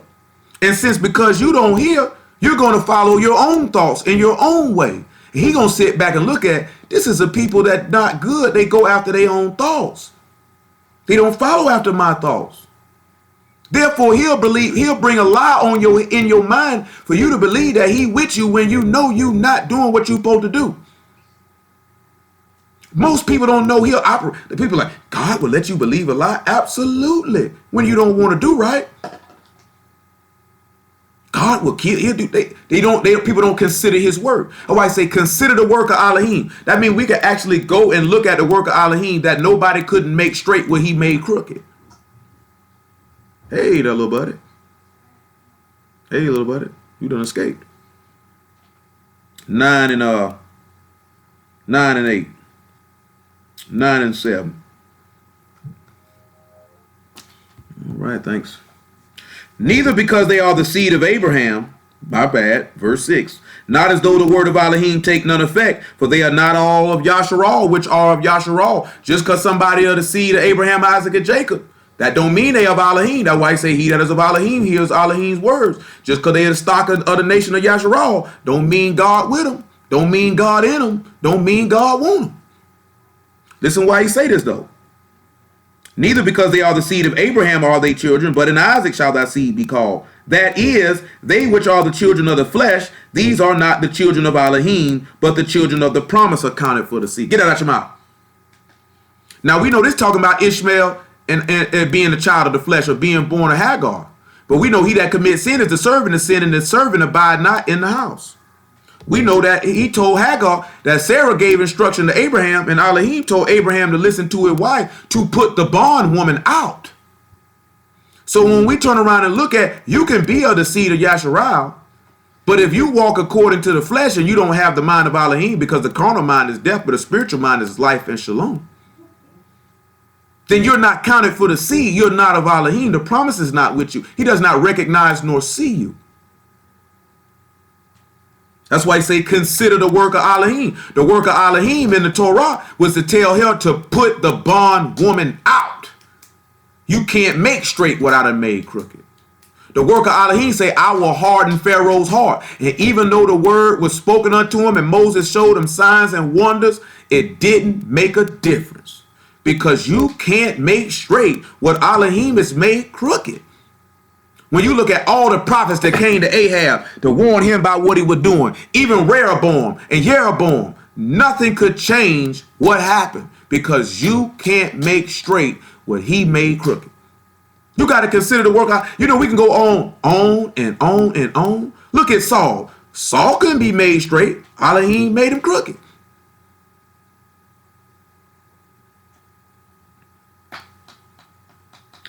For this is the word of the promise, at this time will I come, and Sarah shall have a son. And not only this, but when Rebekah also had conceived by one, even by our father Isaac, for the children being not yet born, neither having done any good or evil, that the purpose of Alahym according to election might stand not of works, but of him that called, it was said unto her, the elder shall serve the younger. As it is written, Jacob have I loved, but Esau have I hated. What shall we say then? Is there any unrighteousness with Alahym? Alahym forbid. Because just like that's why Paul had to come back around and say that. Because I know probably somebody thinking that right now. Why would he do that? They didn't do nothing wrong. But listen to what he tell you though. For he said to Moses, I will have mercy on whom I will have mercy, and I have compassion on whom I have compassion. So that it is not of him that will, nor of him that wrong, but of Alahym that show mercy. We can't sit back and tell this man who he going to be merciful to and who he ain't going to be merciful to. You can't tell. How you going to look at the man who made you and tell him what he going to do? That's what the brother was talking about, who I was talking to last week, is that we want Alahym to work is how we want him to work. That's why he say, my thoughts are not your thoughts and my ways are not your ways. Even in the same token, those whom hearts that he done hardened and those whom he didn't call, is because they already didn't have a mind to do it. You sit back and look at it, right? I remember I mentioned this to somebody a long time ago. You'll sit back and look at it. You have some people, man, before they heard the word, they had of course, everybody committed some manner of sin. But most people had a natural inclination to do right and did some things that were naturally in the word without knowing it was there. And I was of the opinion of, not stating it based off the word, and I ain't really sat down and studied it out like I wanted to. My opinion on that is that could be an example of someone who was ordained to be saved from the beginning because they had a natural inclination to do it. That's why when they heard the word, they ran after it quickly. Now, sometimes you get the stuff. That's why Paul say you did run well. Who have hindered you? That persuasion don't come of him that call you. That's why I say it's not of him that will, but him that called. So you can sit back and look at when the call come out or when the word come out and you ran well, and now all of a sudden you ain't running well no more. You got to sit back and look at, because remember, we fighting a spiritual battle. Where did that persuasion come from? That persuasion that caused you to stop running, that caused you to stumble, that didn't come from Alahym who called you. And if it didn't come from him, who did it come from? And if we know it didn't come from Alahym and we know it came from the adversary, then you have to sit back and look at, how can I war and defeat the adversary? How can I overcome this? Because he's seeking to besiege my bulwarks or my stronghold. Our strength is in Yahuwah. He's trying to besiege your faith in Yah and your obedience to the word. He's trying to take that down and overpower that to bring forth the chaos. We know shalom means to destroy the authority attached to chaos. We know we got to destroy the flesh. And who has power over the flesh or linkling to the flesh? Hashatan, because the lust of your father ye will do. We just read the lust of the flesh. That's what Hashatan leads to. So in order to overpower that chaos that's trying to destroy that stronghold, you got to have the Kotmar of wisdom. You got to be able to know how to war. To be able to know how to war, you got to be able to have the word. Be able to have the word got to be in your mind. When the word is in your mind, it gives you the skill and the wherewithal to be able to defeat the flesh and the tricks of the adversary. Because anything that's pulling you away from Alahym is not of Alahym. Anything that's taking you away from the pathway to the highest, Yah ain't got nothing to do with it. We're supposed to be spiritually discerned enough to know that. Because when he calling us to him. He ain't going to call us to him to take some detours. That's that Christian stuff, man. Leave that stuff alone, man. Ain't no detours. It's a straight, narrow pathway straight to him. And we can't allow the flesh or any outside influences to get us off that track. That means we're not going to get to where we say we want to be. If we say Zion is where we want to be, because that's where Yahushua is, and where he is, that's where his servant going to be, then you have to sit back and look at, I need to get where he is. Verse 16. So then it is verse 17. For the scripture saith unto Pharaoh, even for this same purpose have I raised thee up, that I may show my power in thee, and that my name might be declared throughout all the rats. Therefore he have mercy on whom he will have mercy, and on whom he will harden. Thou wilt say then unto me, why doth he yet find fault? For who have resisted his will?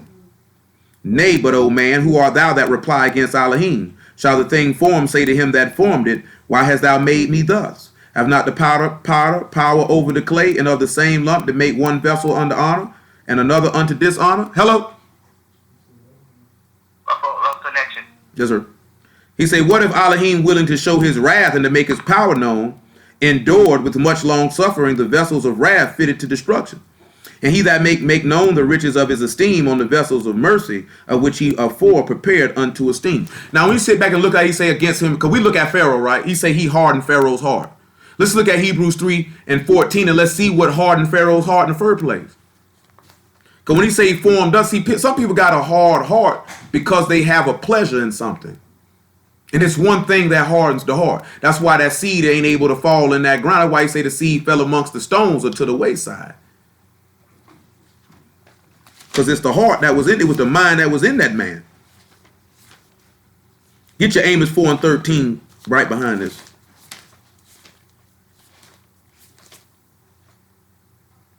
I'm sorry, 3 and 12. Hebrews 3:12. My apologies. Hebrews 3:12. My apologies.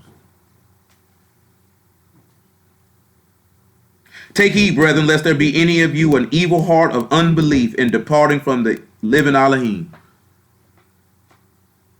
but exhort one another daily while it is called today, lest any of you be hardened through the deceitfulness of sin. That's what hardens a man's mind, because sin will deceive you. Sin look real good, you don't realize it's death in what you finna get ready to do. That's why he say, brethren. He say, Baruch is the man that endure temptation. He say, for when he is tried, he will receive a crown of life, which the master have promised to them that love him. He say, but let a lot of man say he be tempted of Alahym, because Alahym tempt no man with evil. He say, when a man is tempted and enticed, he's drawn away of his own lust. And when lust is conceived, it bring forth death. Do not err, my beloved brethren. You sit back and look at it. That sin looked pleasurable right then at the time, but that thing bring forth death. So you just sit back and look at, if a person been sitting back and hearing the word, and then that word don't penetrate their heart, and their heart still hard to go commit sin, I mean, Alahym done harden their heart. Let's see if Amos 4:13 say that.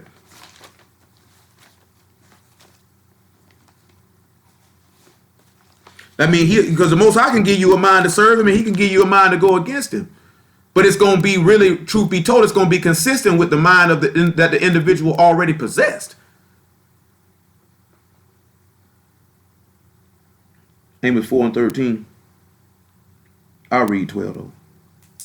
Therefore, thus will I do unto thee, O Yasharal, because I will do this unto thee. Prepare to meet thy Alahym, O Yasharal. For lo, he that formed the mountains and create the wind and declare unto man what is his thought, that make the morning darkness and tread upon the high places of the rats, Yahuwah, the Alahym of hosts is his name. He say, I would declare to a man what his thought gonna be. He declared to Pharaoh, he said, I will harden Pharaoh's heart. He say, Pharaoh, he'll tell Pharaoh, let you go. He say, man, Pharaoh ain't going to do it because I'm going to harden his heart, because I'm going to tell him what his thought going to be. We'll see it. Look at Revelation 17, and I'll show you what the Most High show you. He gave a man what his thought was going to be. That's why he said, you can't make crooked what Alahym done made straight. You can't make straight what Alahym done made crooked. It don't matter what you do. It don't matter how much work. An example of that is consider the work of Alahym, who can make straight what he made crooked. Judas sat with that man for 3.5 years, walked with him, heard him preach, heard him teach, saw the signs, saw the wonder, saw the miracles. None of it made it straight. Consider the work of Alahym. Consider that work. That man sat there for 3.5 years and heard all that word, and it meant nothing. And don't think that the situation with Judas is any different with any of us, because it's not. It just rings in my head because I just think about one of the last posts that our beloved brother Golden made before he left this earth. And it was about how Judas sat there and heard the word and still went against it. Sat there and heard it day in, day out, and didn't believe and keep none of it. You know what I'm saying? A betrayal. You just sit back and look at it. Ain't none of us no different than Judas. How are we any different than Judas? What make us different from him? Because he actually walked with the master? The scenario is he sat there and heard the word, and the word did nothing for him for 3.5 years. What that is? Revelation 17. Verse 17. Matter of fact, make it 13, and we'll just work our way down. These have one mind that shall give their power and strength unto the beast. These shall make war with the Lamb, and the Lamb shall overcome him, for he is the master of masters and the Malix of Malix. And they that are with him are called and chosen and faithful. And he saith unto me, the waters which thou saw, where the horse sit, are peoples and multitudes and nations and tongues. And the 10 horns which thou saw upon the beast, these shall hate the whore, and shall make her desolate and naked, and shall eat her flesh, and shall burn her with fire. For Alahym have put in their hearts to fulfill his will, and to agree, and to give their kingdom unto the beast, until the words of Alahym shall be fulfilled. The Most High put that in their heart to do that, to fulfill his will. That goes back to what he said, that he got vessels fitted for wrath and vessels fitted for mercy, for his will to be accomplished. He put that in their head. He put that in their mind. That's why you can't make straight what he done made crooked. It doesn't matter what you do. If he done made somebody straight, that's why he say, if they in my hand, can't nobody pluck him out. If he done made them straight, you can't make them wrong. But if he made them wrong, you can't make them right. That's something I had to learn. Which I knew it, but sometimes we have a desire for people we care about, that you want them to get the word and you want them to get right, and we can't make Alahym take what he don't want. Because at the end of the day, he know why he don't want them. You know what I'm saying? It's his desire that all men be saved, but he know all men don't have a desire to serve him, though. All men don't have a desire to forsake their unrighteous thoughts and to make their thoughts his thoughts and to make their ways his ways. Everybody doesn't have that desire. It's not in everybody. You know, and that's to help Kira's son out. I forget his name at the time. Right now, he gonna be upset with me. Kira's son gonna sit back and ask me to write him a $5 check. Say send him a $5 check. Just I guess he wanted $5. I had to catch him on the rebound next time I see him. Cause we don't write checks. You write checks. You got direct deposits, nigga. Nigga say now I ain't signed nobody to direct deposit on the nigga. No, let me stop. So I ain't write it. Come on, Ecclesiastes 9. And I ain't gonna tell you no lie. I wrote a check about a month ago. I ain't had no choice though. That's all them people were gonna take. I hadn't wrote a check in years.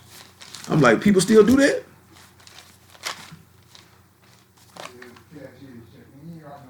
Oh, I wrote a real check straight from Wells Fargo. That's all them people gonna take. They said we gotta have a check with your checking account number on it. When we take this bill out, when this bill due every month, it coming straight up out of there. We don't want no card. You can change the card on it. We don't get no money. It coming straight out the account. 9 and 14. Ecclesiastes. So there was a little city and few men within it. There came a great king against it and besieged it and built a great bulwark against it. So you got a city. Now we sit back and look at the words. Now we're just going to look at it differently without looking at the words and what they meant. So when we turn around and we look at it, this little city with few men in it, and a great king came against it and besieged it and built great bulwarks against it, or built a stronghold. We turn around and we look at it. This is Hashatan, because he's called the prince of this world. Let's look at John 16, see how he called the prince of the world, or this great king, or this great ruler. And he built a bulwark against this city. Hello? Huh? Yo. Shalom. Yes, sir. Yes, sir. 16 and 8, John. So looking at this great king has built a stronghold against this city. Something has to go down to take down this stronghold. So we're going to have to look at what this stronghold is. Because stronghold ain't nothing but something a defense. Or, you know what it is. 16 and 8. He said, when he's come, he will reprove the world of sin and of righteousness and of judgment, of sin because they believe not on me, of righteousness because I go to my Father and you see me no more, of judgment because the prince of this world is judged. Now, we talked about this last week, and just so everybody know, we be at University Park Branch Library tomorrow. Matter of fact, for the entire month of May. When we turn around and we look at this here, right, the prince of this world or the ruler of this world. When we look at the ruler of this world or the king or this great king, he's coming against this city. We can sit back and look at the great king coming against this city to besiege it with bulwarks. Is Hashatan coming against Mashiach to take him down. We can also sit back and look at that great king coming with to besiege us and with these bulwarks or these strongholds is Hashatan coming us with the works of the flesh. Matter of fact, this is in my mind. 1 Kings chapter 8, about verse 46. It's something that Solomon say. Because we already read 2 Corinthians chapter 10, where he say the casting down of strongholds and the imaginations of everything that exalts itself against the knowledge of Alahym. See, you sit back and you look at the ways of this world and the way. That's why this man say don't be conformed to the world. What ends up happening, and this is going to go into what we looking at, that one sinner destroyed much good. Because that's all one sinner can destroy much good. And we can look at that as forth as Judas. We can sit back and look at that. We can see that with Solomon and his wives. You know what I'm saying? We can even sit back and look at Eve, because she was the one of transgression and disobedience. You know what I'm talking about? We can sit back and look at that with numerous people in this book, which y'all willing we going to look at, that how all it takes. That's why the book say evil communications corrupt good manners. One sinner destroyed much good. That's all it takes. That's all it takes. You know what I'm saying? That's why he say he that leadeth the righteous astray gonna fall into his own pit. You know, the Most High gonna see somebody who knowingly leads somebody out the way. Like, you know what you're doing. That's why he say if you were blind, your sin would be forgiven. He say, since you see, your sin remain. When you sit back and you look at, I know what I'm doing. That's rough. That's rough. What I just asked for.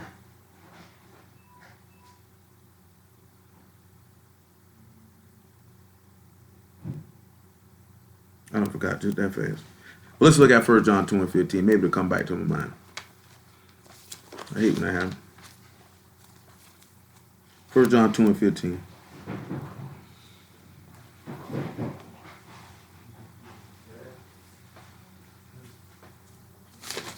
He say, love not the world, neither the things that are in the world. If any man love the world, the love of the Father is not in him.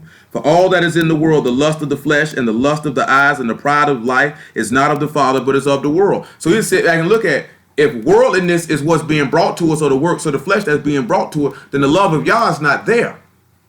That's why he told us not to love it. He says, as he was in the world, so are we. So we supposed to have the same mind that he had, that the things in this world are not going to conform us and transform us to it. Because he said, if you are a friend of the world, you are an enemy of Alahym. You are against him, and he is against you, because he is not a friend of the world. Because the things of the world are abomination to him. Because the things of the world go back to what we talked about in Proverbs chapter 6. A heart that devises wicked imaginations is an abomination to Yahuwah. A mind that devises sin is an abomination to him. I mean, you don't have his mind. That's a carnal mind. He ain't rocking with that. So when we love the world or we friends with the world, you're going to take that mind on. It doesn't matter how strong you think you are, what you think you go. You're going to take that mind on. He say, touch not the unclean thing and come out from among them and be ye separate, and I will receive you. There's no way y'all can receive you and you touching unclean things. He said, I can't take you. He said, you got to come out from among that. You got to separate yourself from that. When you separate yourself from that, then I can take you. Because remember, his eyes are too pure to behold evil. No uncleanliness is coming to him. He's not going to accept it. I was talking to a brother about that last week. It was like, you know what I'm saying? People think that the Most High just supposed to take anything. That man ain't taking anything. He just don't want any and everything. But we feel like he just supposed to take it.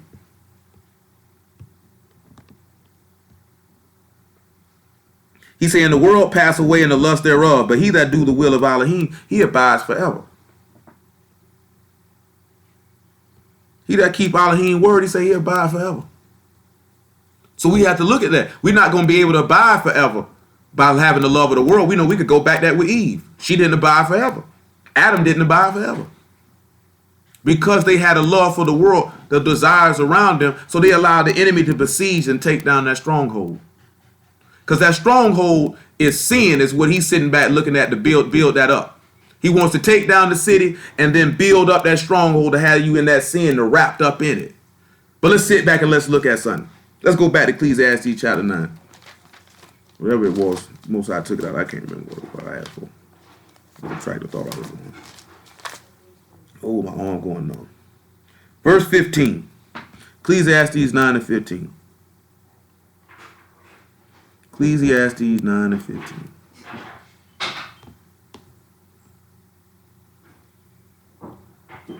Now it says, now there was found in it a poor wise man, and he by his wisdom delivered the city, yet no man remembered that same poor man. See, there was a poor man in that city. He delivered that city by his wisdom. Nobody remembered that poor man. Nobody remembered that poor man. Look up, jump over here to Ecclesiastes chapter 7 and verse 25.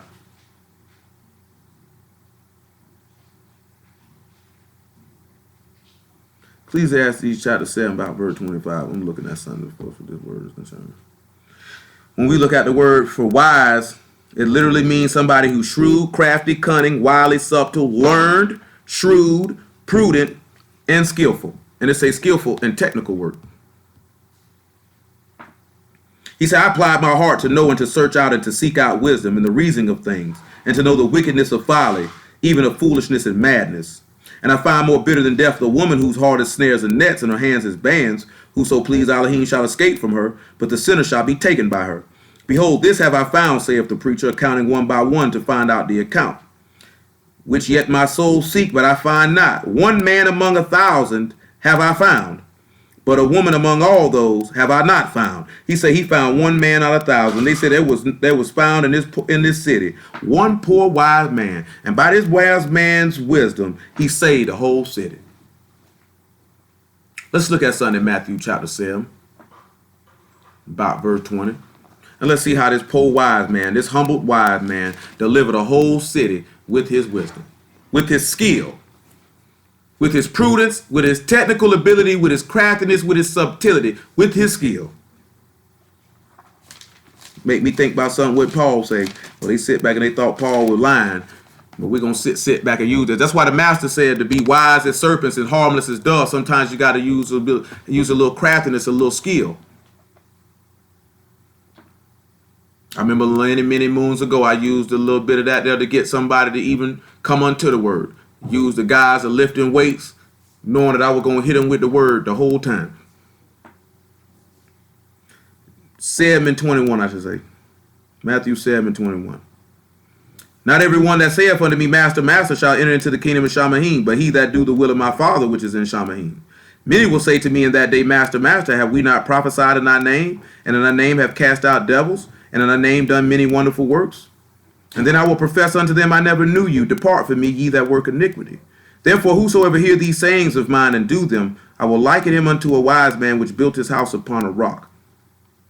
And the rain descended, and the floods came, and the winds blew and beat upon that house, and it fell not, for it was founded upon a rock. And everyone that hear these sayings of mine and do them not shall be likened unto a foolish man which has built his house upon the sand. And the rain descended, and the floods came, and the winds blew and beat upon that house, and it fell, and great was the fall of it.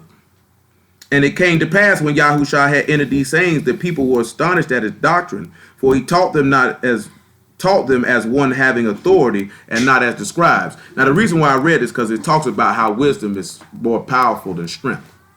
Now, they're sitting back looking at, through his wisdom, all these things that he spoke to them, and from Matthew 5 all the way to 7.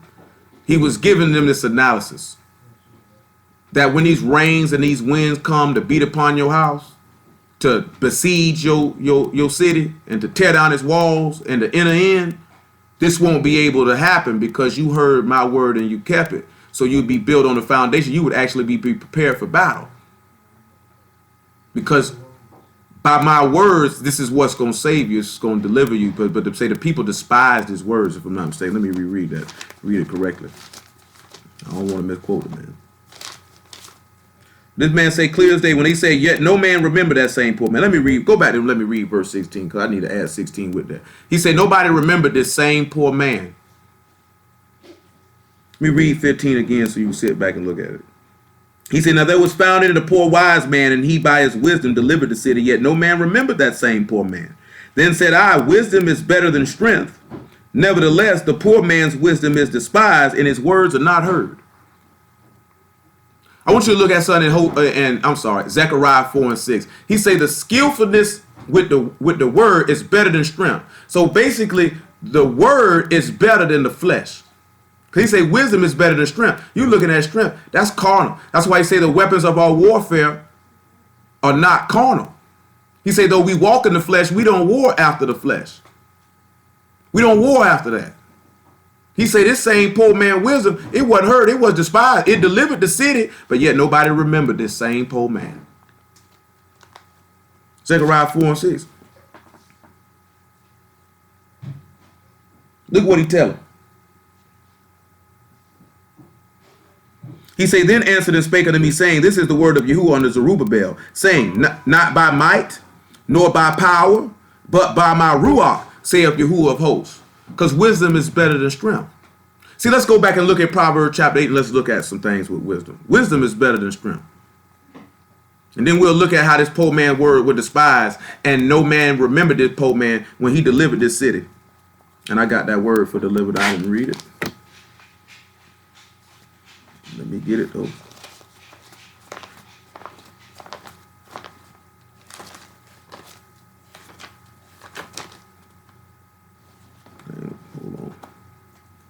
get over here to Proverbs 8, and let me see about verse 1, but let me find this Ecclesiastes. I hate my elbow going on. Man, that ain't good. Remember now, he say, by wisdom it delivered the city. We got wisdom written down over here. I gotta find it. It's covered in my blood. And the word is malat, means to escape and deliver. It's spelled M-A-L-A-T. We got Proverbs 8 and 1. And the characters that we have for that are, dang, I wrote it down wrong. We got the mean, which is overpower and blood. The lamad, which is the lead, the teach, the lead, and the staff. And then we got the tot, which is to twist and surround and snake. So when we look at delivered, we see the blood overpowers, to teach and to lead, to twist and surround the snake. So when we turn around, we looking at that's delivering the city, that we see that this man blood has the ability to teach us to be able to kill the serpent or the flesh or to overpower the chaos of the desire of man to allow us to enter into the door. So let's look at Proverbs chapter 8, right? About verse 1. Proverbs 8 and 1. It say, doth not wisdom cry and understanding put forth her voice? She stand in the top of the high places by the way and the places of the paths. She cry at the gates at the entry of the city, at the coming in at the doors. Unto you, O men, I call, and my voice is to the sons of men.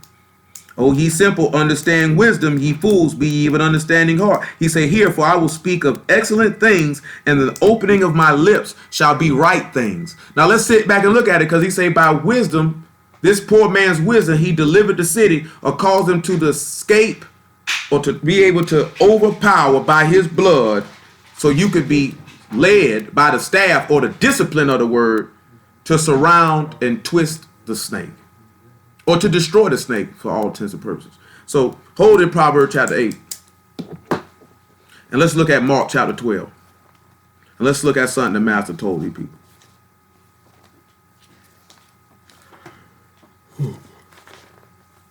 Matthew chapter 12. Mark chapter 12, sorry. Mark chapter 12. And 28.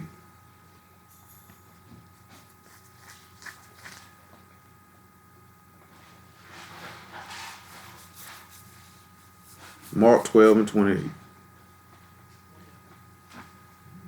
And one of the scribes came, and having heard them reason together, and perceiving that he had answered them well, asked him, which is the first commandment of all? Yahushua answered, the first of all commandments is, hear, O Yasharal, Yahuwah Alahym is a God, or is one Yahuwah. And thou shalt love Yahuwah thy Alahym with all thy heart, and with all thy soul, and with all thy mind, and with all thy strength. This is the first commandment. And the second is like, namely this, thou shalt love thy neighbor as thyself. There is none other commandment greater than these. And the scribe said unto him, well, master, thou hast said the truth, for there is one Alahym, and there is none other but he. And to love him with all the heart, and with all the understanding, and with all the soul, and with all the strength, and to love his neighbor as himself, is more than all whole burnt offerings and sacrifices. And when Yahushua saw that he answered discreetly, he said unto him, thou art not far from the kingdom of Alahym. And no man after that durst ask him any questions. That's to sit back and you look at something. This man sat back and considered to love this man. Look what this man say, to love this man with all your mind, all your heart, all your understanding, all your soul, and all your strength, and to love your brothers, you love yourself. That man say, that's above all sacrifices and offerings that you could bring. That's why the master told him, you answered prudently, you answered wisely. See, you sit back and look at, this is the wisdom you sit back that'll deliver a man from the city. Deliver this man from this great king who bringing forth these strongholds. That's why we read that 2 Corinthians 10. We're going to read it again. Of the casting down the strongholds and the imaginations that exalt itself. Because that is wisdom right there.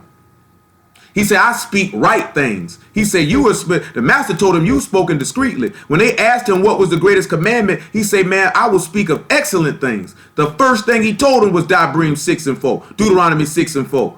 The greatest commandment. Love this man with all your heart, all your might, all your soul, all your strength, all your understanding, every ounce and essence of your being. That's why he say wisdom is better than strength. It's better than that. That's why he say not by might, not by power, but by my ruach. The words that I speak unto you are ruach and are life. Dabar is the word or the spoken word, his thoughts, his mind. That's why he say, let the unrighteous man forsake his thoughts. My thoughts are not as your thoughts. So that means you got it. I made man upright, but man sought out many thoughts and many inventions and many desires and many imaginations. He sought out to go after his own brain instead of making his mind my mind. That's why the book repeatedly tells you, what Paul repeatedly tells you, let this mind be in you.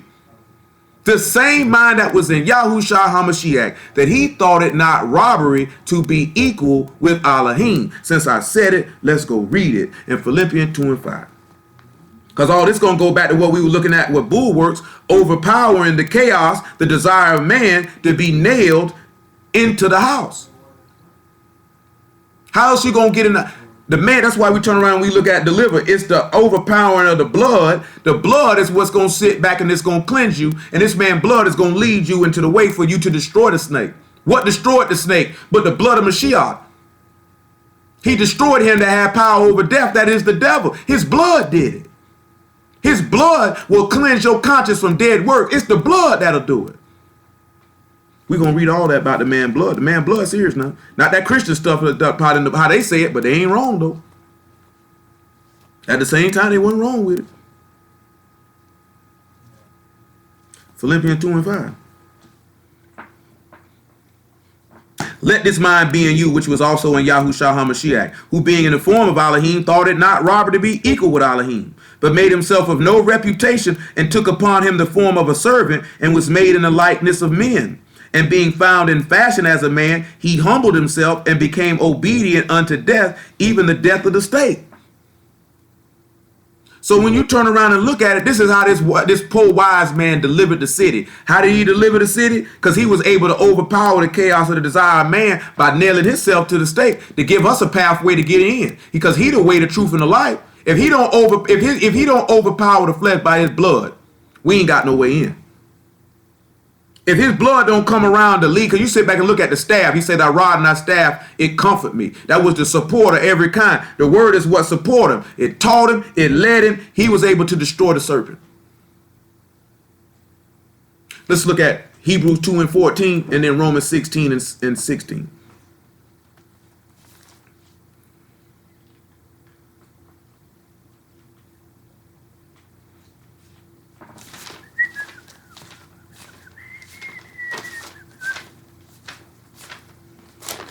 Hebrews 2:14.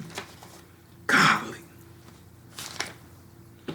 For as much then as children are partakers of flesh and blood, he also himself likewise took part of the same, that through death he might destroy him that had power over death, that is the devil, and deliver them who through fear of death were all their lifetime subject to bondage. For he truly took not on him the nature of Malachim, but took on him the seed of Abraham. Wherefore in all things it behooved him to be made like unto his brethren, that he might be a merciful and faithful high priest in things pertaining to Alahym, to make reconciliation for the sins of the people. For in that he himself hath suffered being tempted, he is able to succor them that are tempted. He's able to be a support to those who are tempted of the flesh, that they might overcome the snake. Remember, he said, you are those who are with me in my temptations. My flesh was tempted just like your flesh was tempted. He said, yet the master was without sin. Look at Hebrews 9:14 since we're over here. I ain't got to come by. Ooh.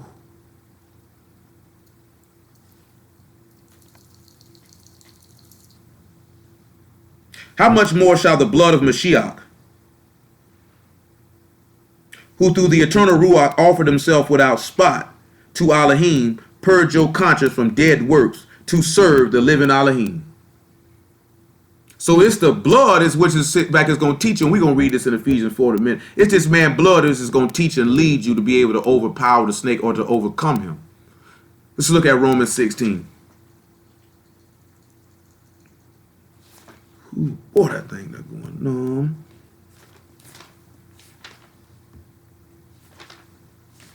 Romans 16 and 16, I said. We'll look at 16 and 17. Now I beseech you, brethren, mark them which cause division and offenses contrary to the doctrine which you have learned, and avoid them. For they that are such that serve not our Master Yahushua HaMashiach, but their own belly, and by good words and fair speeches deceive the hearts of the simple.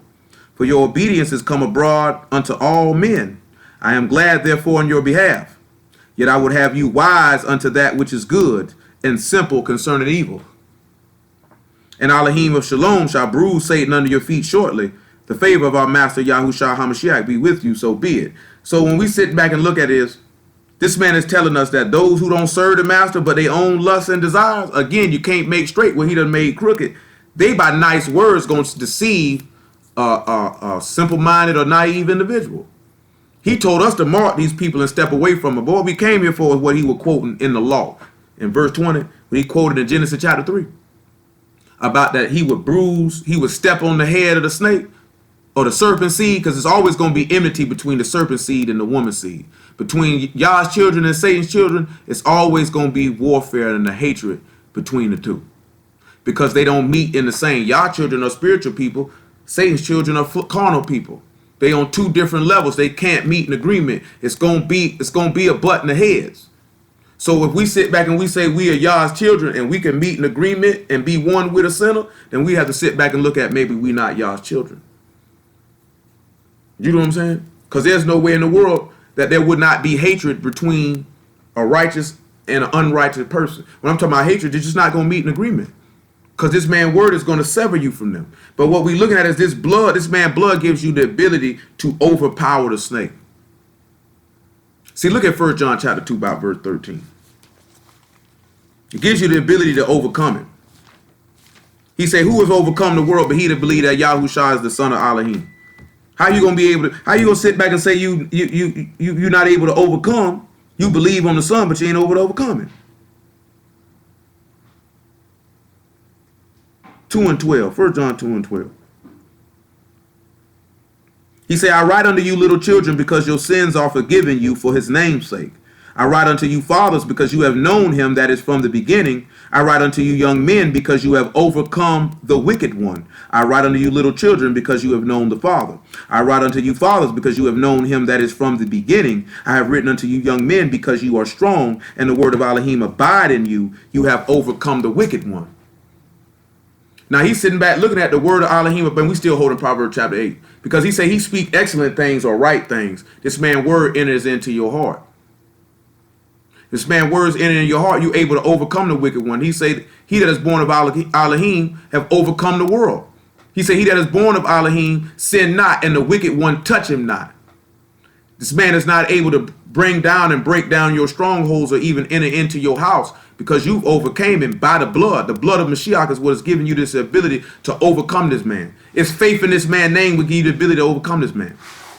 This is when you sit back looking at deliver. He is going to deliver you from the flesh, deliver you from sin, because you trusted in his name and you were immersed in his death and you nailed yourself to him. You crucified your flesh with him. You died with him. Therefore, his blood is upon you, meaning his blood is going to cover your sins. They won't be remembered, which is going back to what we talking about with the word for or the derach for way. The pathway to the highest to be covered. This man's blood is going to cover your sins to get you in. This is how he's going to be able to deliver you. This man's word, this man's blood can overpower. That's why they said this man's blood, if the sanctifying of the heifer to the sprinkling of the blood of a heifer on the altar make you clean. He said, how much more shall the blood of Mashiach, who had no sin on him and offered himself by the eternal Ruach, purge your conscience from dead works? How is this man's blood not able to cleanse your mind from sin? How is this man's word not able to push that stuff out? So it ain't but one or two reasons.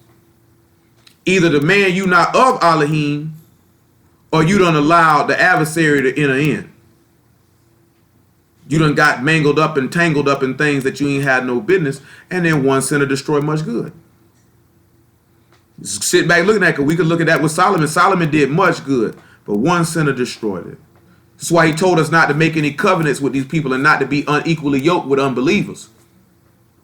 What agreement have light with darkness? What fellowship have Mashiach with Belial? What agreement does the temple of Alahym have with idols? That's why he said we got to come out from among them and be separate. When we sit back looking at we want to be a Yahuwah, it's sanctification. It's a separation. You know what I'm saying? Yahuwah would never draw us to death because he's life. If he draws us to death, it's because we were already walking in death. Sometimes you got to be wary of the adversary because he be on the prowl, man, looking to see who he can devour. That's why we have to guard ourselves. We got to watch ourselves. We have to look out for each other. You can't sit back. I'm going to tell y'all something real, man. This for everybody. We can't sit back and see one of our people walking in a pathway that ain't right or walking in a pathway that can bring him death, and you sit there and be silent about it. That's a sin unto you. That man say don't see your neighbor, don't suffer no sin upon him. He say rebuke thy neighbor. Don't allow no sin on him. You can't see somebody, you say that's my brother, that's my sister, and you see them going in a pathway that's not good and you stamp it. And when you don't say nothing, you stamping it. You know what I'm saying? You stamping it. That means you telling your brother, your sister, I hate you. I hope you die. I know what you doing is going to cost you your soul. I don't care though. That don't mean you tell him every time you see him, but you should be righteous enough to open up your mouth and say it. If they get mad, they get mad. The truth got to be spoken. Blood off your hands though. There's no way in the world you can say you love somebody and see them going the wrong way and you don't say nothing. Or see them getting involved in something that you know would kill them. You wouldn't sit back and don't say nothing to your friend. They sitting there with a gun to their head talking about they going to shoot themselves. You're going to talk them out of doing it. But you see them doing something that could cause them to commit sin. What's the difference?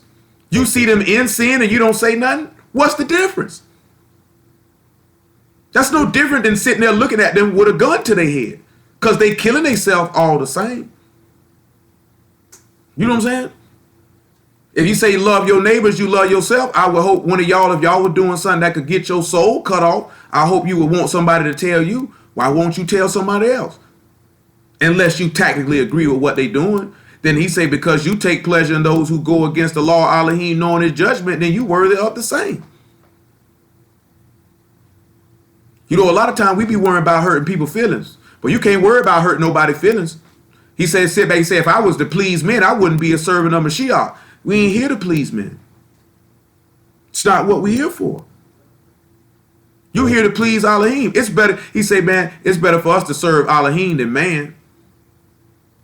You just sit back and look at it. How can you see your people doing something outside the way and you stamp it? Come over here. I think this is 2 Corinthians chapter 11. Paul talking about I caught you with guile. Caught you with a little craftiness. No, that ain't the one. I got to find what it is. That's what the people, I know I seen some dudes. See, Paul was a liar. See, he said he caught him with guile. See, he's a liar. When all he was just talking about is a little wisdom, he just used a little wisdom, a little craftiness. Sometimes you got to use a little skill to be able to catch something. 1 Corinthians 12 and 16. Got to use a little skill sometimes.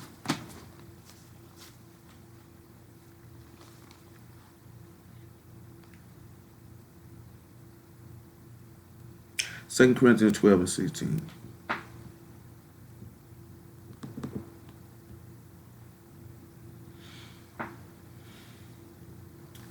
But be it so, I didn't burden you. Nevertheless, being crafty, I caught you with guile. Did I make a gain of you by any of them whom I sent unto you? I desired Titus, with him I sent a brother. Did Titus make gain of you? Walk we not in the same ruach? Walk we not in the same steps?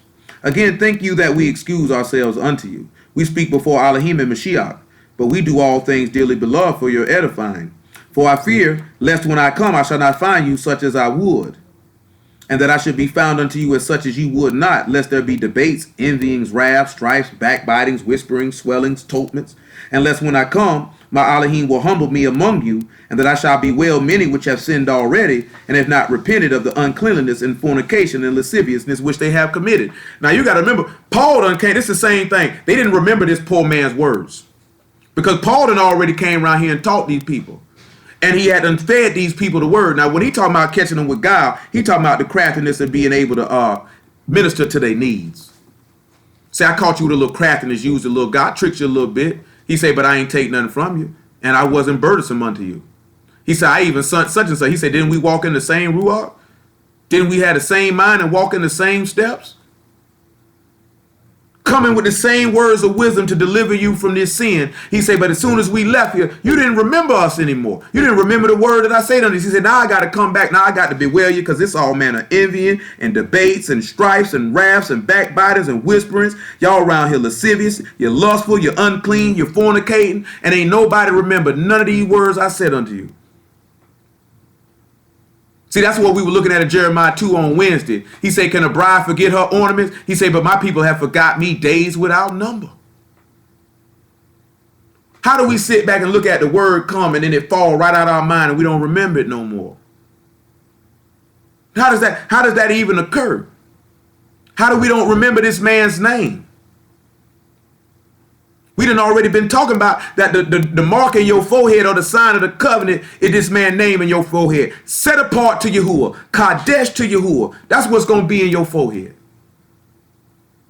Now, why would that be in your forehead? Because this man's law is in your inward parts. It's in your heart and in your mind. Because you love this man with all your soul, all your might, all your strength, all your understanding. Loved your neighbors yourself. Not the name of Yahuwah in your forehead. And how will we sit back? Now, sit back and look at this here, right? How can I sit back? I got the name of Yahuwah in my forehead, and I'm turning around hanging with a nigga got 666 in his forehead. He got the name of a man in his forehead. He got the name of the anti-Mashiach in his forehead. He got the man of sin, the son of perdition. That's who name in his forehead. I'm down with him, though. How that's going to work? How that's going to work? Light and darkness can't exist in the same place. That man going to corrupt you. He said this poor man word would despise too, right? Let's look at John chapter 1, verse 5. Say this poor man word would despise too. They hated everything he had to say. We turn around, we sit back and look at this man coming to deliver this city. Mashiach talking, this man words would despise. They hated everything he had to say. Just like Amos told you, they hate him that rebuke in the gate. You know what I'm saying? Everybody don't have no love for the word, man. That man come through around here with that word, crashing necks and crashing domes. Splitting wigs, cutting niggas to their heart with their sins. They get cut to the heart. They get killed. We can look at that with Stephen. Stephen came around there dropping words of wisdom on the people. He was speaking the word, speaking excellent things, right things. Them people despise that man. They ran up on that man with rocks. Kill this nigga. Can't stand this nigga. Speaking right and telling truth and whatnot. Exposing my sins and whatnot. He rebuking in the gate. I hate him. First John 1 and 4, my apologies. He say, in him was life, and the life was the light of men. And the light shined in the darkness, and the darkness comprehended not. That's going again, right? Who can make straight what Alahym done made crooked? Niggas sit back, right? If you in sin, you in darkness, you are the adversary, you'll never be able to comprehend the man's word. Don't matter how much you hear it. It don't matter how much time somebody take with you. You'll never comprehend it. Like I say with that woman that Paul met in Acts of the Apostles, the master got to open your heart to the word. Some people's hearts he don't open because he know they don't want to be open to it in the first place. There was a man sent from Alahym whose name was Yachanan. The same came for a witness to bear witness of the light, that all men through him might believe. He was not that light, but was sent to bear witness of that light. That was true light, which light every man that come into the world. He was in the world, and the world was made by him, and the world knew him not. And he came into his own, and his own received him not. The same way that poor wild man was in that city, and by his words he delivered that city. Nobody remembered him, and they hated his words. They didn't receive him. They sit back and look at, he could save us. But man, screw that nigga. Because we already know Isaiah 53 tells us this man, he's a man who was despised. This man said, you'll be hated by all nations for my name's sake. He said, rejoice when you be persecuted, and men speak all evil against you falsely for my name's sake. Let's sit back and look at how they despise this man's words. Let's see what the first place we can look at they despising this man's words. Let's look at Matthew 21. Look at what these people just despise this man's words. and that through his wisdom he was trying to deliver the city, but yet they didn't want the deliverance. 21 and 33.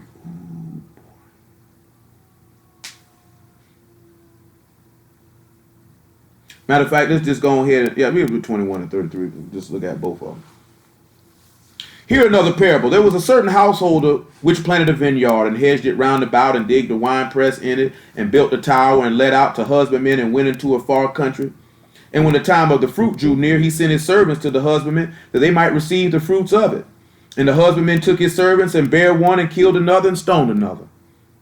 Again he sent other servants more than the first, and they did unto them likewise. But last of all he sent unto them his son, saying, they will reverence my son. But when the husbandmen saw the son, they said among themselves, this is the heir. Come, let us kill him. Let us seize on his inheritance. And they caught him, and they cast him out of the vineyard and slew him. And when the Lord of that therefore the vineyard come, what will he do unto them husbandmen? They say unto him, he will miserably destroy those wicked men, and will let out his vineyard unto other husbandmen, which shall render him the fruits in their seasons. Yahushua said unto them, did you never read in the scriptures the stone which the builders rejected? The same has become the head of the corner. This is Yahuwah's doing, and it is marvelous in our eyes. Therefore say I unto you, the kingdom of Alahym shall be taken from you, and given to a nation bringing forth the fruits thereof. Whosoever shall fall on this stone shall be broken, and whomsoever it shall fall, it will grind them to powder. And when the chief priests and Pharisees had heard his parables, they perceived that he spake of them. But when they sought to lay hands on him, they feared the multitude, because they took him for a prophet. Now, when he sat back and looked at it, he dropped that word on it. They hated him for that. They hated him more and more. Let's look at more reasons why they hated him. Let's look at John 15 and 20, and let's see more reasons why they hated this poor man's words. We can go all night just on that one. No, they hated this man. All he did was speak right. He said he was made in the likeness of sinful flesh to condemn sin in the flesh, to give you the skill in the war. That's why he say the wisdom is better than weapons of war. Because your battle is not against flesh and blood. When he told you to take up the battle, he wasn't telling you to arm yourself with no literal weapons. When we go back and look at Ephesians 6, he didn't tell you to get no literal weapons. He was telling you to take the weapons of the Ruach to fight. You can't fight no war without no armor and no weapons. Your armor and your weapon is this man's word. We still holding Proverbs 8, 15 and 22. If I had not come and spoken unto them, they had not had sin. But now they have no cloak for their sin. He that hate me hate my Father also. If I had not done among them the worst which none other man did, they had not had sin. But now they have both seen and hated both me and my Father. But this come to pass that the word might be fulfilled that is written in their law. They have hated me without a cause. They despised the poor man's words, and they didn't remember him no more. I mean, they didn't keep this man in their remembrance. You know, the book always tell you we got to stir up your mind. Like Peter tell you, I got to stir up your pure minds by way of remembrance. Well, you sit back and you can look at certain things in the law when he say, remember this or remember that. Remember what Amalek did. Remember this or remember that. Hearken unto mind, bring unto mind, lay up in your heart. Because when the word is in your heart, it'll come back to your mind. Because it'll be his mind. See, that's why the master told you the Ruach HaKodesh will bring to remembrance all things that I said unto you. So when you don't have the word in your heart, then you won't remember the man. You won't remember his name. You won't remember how he delivered you because you haven't laid that word up in your heart. That's what he say the Ruach will do, will bring to remembrance all things that I said unto you. Going back to what the binding with the fringes in Numbers 15. Because that binding or that weaving to make one. Because we're supposed to be made one with Mashiach. He that sanctifieth and he that sanctify all are one. For which cause he is not ashamed to call them brethren. I and my Father are one. We are made perfect in one. When you weaved and binded together like them fringes, then you remember to keep the commandments like Mashiach remembered to keep the commandments because he was made one with the Father. Therefore, because he was one with the Father, he remembered him. He didn't forget him. Because he had the skill to be able to war against the flesh, to defeat the flesh, which was by the word. So he was able to overcome the desire of man to be secured or nailed in the door into the house.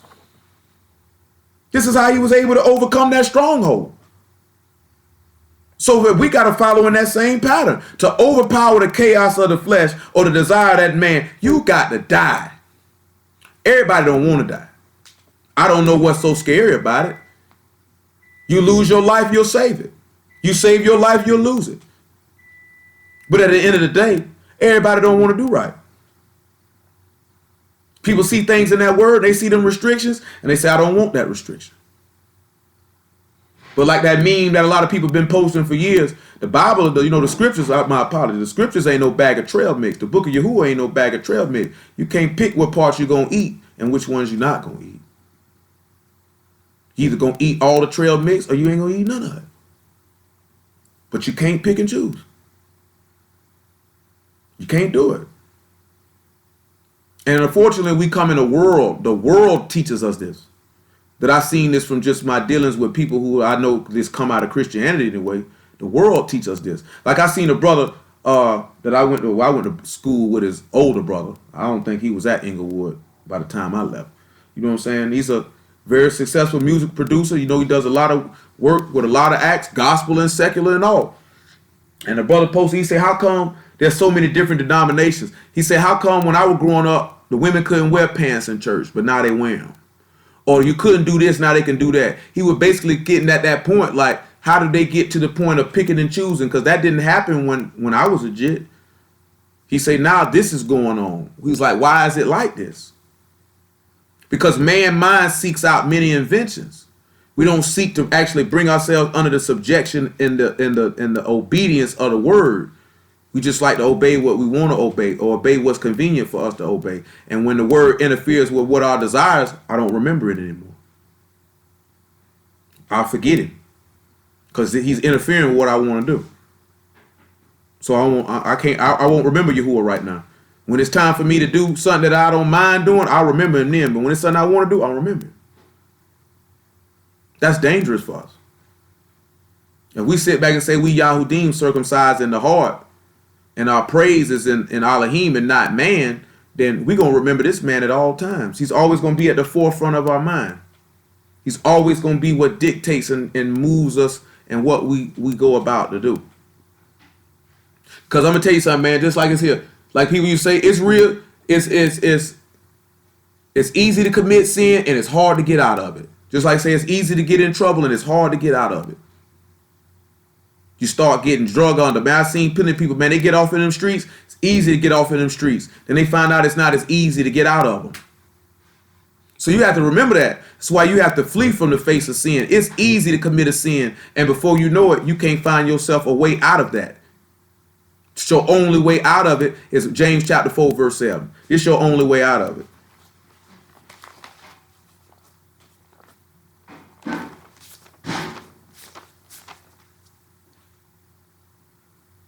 James 4 and 7. This is your only way out now. James 4 and 7. Submit yourselves therefore to Alahym. Resist the devil, and he will flee from you. Draw nigh to Alahym, and he will draw nigh to you. Cleanse your hands, ye sinners. Purify your hearts, ye double-minded. Be afflicted in mourning, weep, and let your laughter be turned to mourning, and your joy to heaviness. That's the only way you're going to get out. You got to sit back, you got to turn around and look at, you got to wash your hands. You got to purify your heart. And you got to sit back and submit yourself to the word and resist the flesh. And I guarantee you how Shaitan will get away from you. How Shaitan is not going to stay where the word at. He not going to stay where the word at. You resist him, he going to leave. He going to leave. He going to leave. He is going to leave. You resist the devil, I guarantee you he leave. But you got to resist him every time. When he see there's no way in, he going to dip. He going to dip. Come on back, let's look at another example of these people hating their man.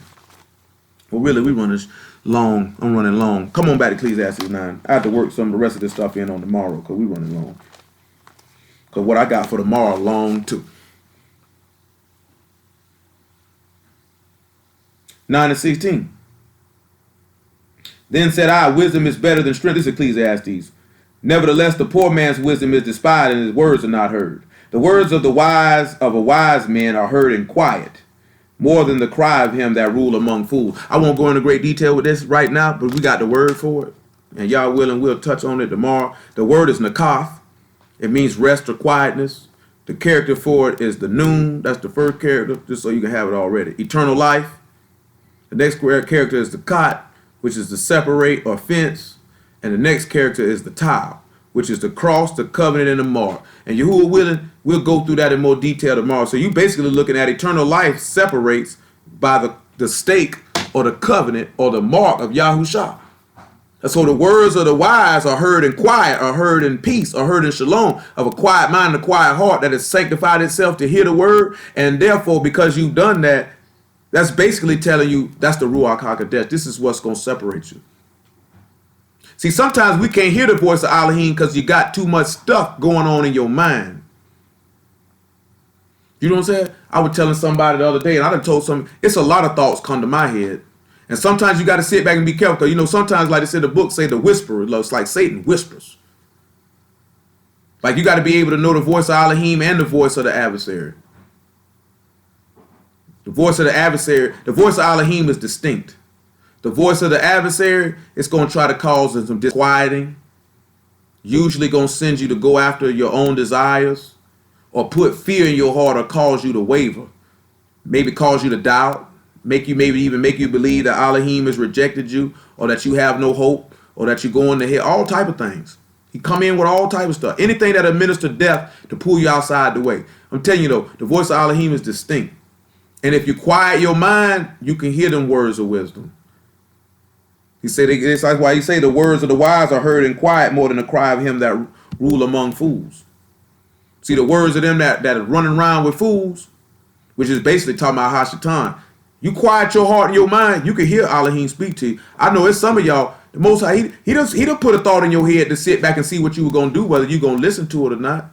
But you didn't quiet your mind to be able to hear his voice. Why he say, my sheep hear my voice and they follow me. Sometimes you just got to quiet your mind. He'll put something in your brain, man, let you know something.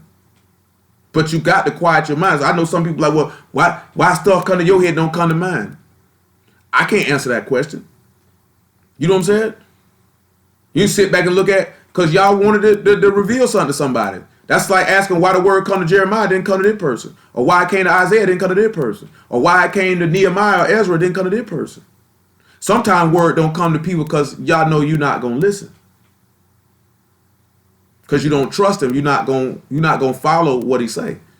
There have been situations where a thought or a word done came to my head that I wasn't sure about, but I went ahead and did it anyway.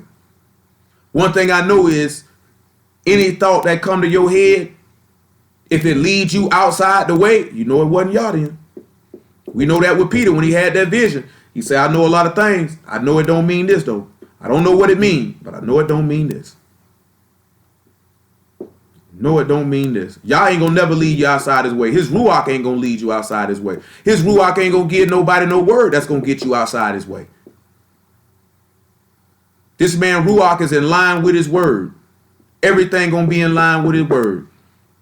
I know one of the sisters told me when I was depressed, she said she had prayed for me and a thought came to her head in a particular situation and I could see it coming. She said, just imagine how much better you'll feel when things start looking up. Y'all willing. She say, I prayed for you and that's the thought that came to my head. And I can begin to see exactly the thought that was implanted in her head is round the corner. I do feel much, much better than I did then and things starting to look better. And Most High willing, if the things that we working towards and desire come to pass, then that'll definitely be known. That is the word that Yahuwah has spoken.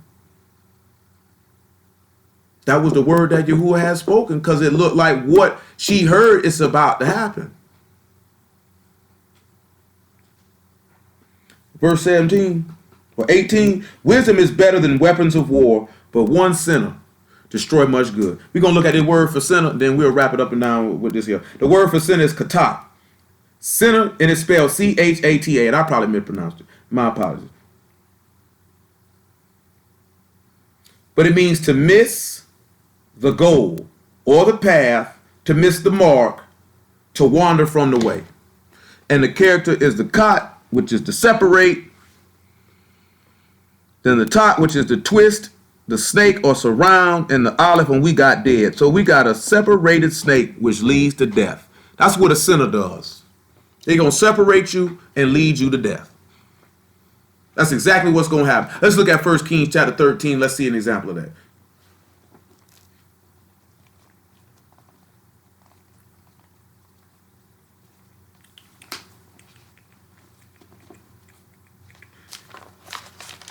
First Kings chapter 13, verse 14. Well, 13 and 11. Now there dwelt an old prophet in Bethel, and his son came and told him all the works that the man of Alahym had done that day in Bethel. The words which he heard, which he had spoken unto the Moloch, they told also to their father. And their father said unto them, what way went he? For his sons had seen what way the man of Alahym went, which came from Yehudah. And he said unto his son, saddle me the ass. So they saddled him the ass, and he rode thereon. And went after the man of Alahym, and found him under an oak. And he said unto him, art thou the man of Alahym that come from Yehudah? And he said, I am. Then he said unto him, come home with me, and eat bread. And he said, I may not return with thee, nor go in with thee, neither will I eat bread, nor drink water with thee in this place. For it was said to me by the word of Yahuwah, thou shalt eat no bread, nor drink water there, nor turn again to go by the way that thou came. He said unto him, I am a prophet also as thou art. And Amalekim spake unto me by the word of Yahuwah, saying, bring him back with thee into thine house, that he may eat bread and drink water. But he lied unto him. So he went back with him and ate bread in his house and drank water. And it came to pass, as he sat at that table, that the word of Yahuwah came unto the prophet that brought him back. And he cried unto the man of Alahym that came from Yehudah, saying, thus saith Yahuwah, forasmuch as thou hast disobeyed the mouth of Yahuwah, and hast not kept the commandment which Yahuwah thy Alahym commanded thee, but came back and hast eaten bread and drunk water in the place of which Yahuwah did say to thee, eat no bread and drink no water, thy carcass shall not come unto the sepulchre of thy fathers. And it came to pass that after he had eaten bread and after he had drunk, that he saddled for him the ass, to wit, for the prophet whom he had brought back. And when he was gone, a lion met him by the way and slew him. And his carcass was cast in the way, and the ass stood by it, and the lion stood by the carcass. Now this prophet from Yehudah had came and did much good, had testified against the king, worked a sign and a wonder before this man, and one sinner destroyed all that good he did because he lost his life. One sinner destroyed much good. That's all it takes. That's all it takes. See, let's look at something in Ezekiel 33. That's why I say evil communications corrupt good manners. The wrong company can corrupt your behavior. This is why he told us not to mess with the people of the nations, because we ended up becoming like them. One sinner can destroy much good. You sit back and look at what King Saul did, destroyed much good. That's all it takes. That's why he tells us not to mess with him.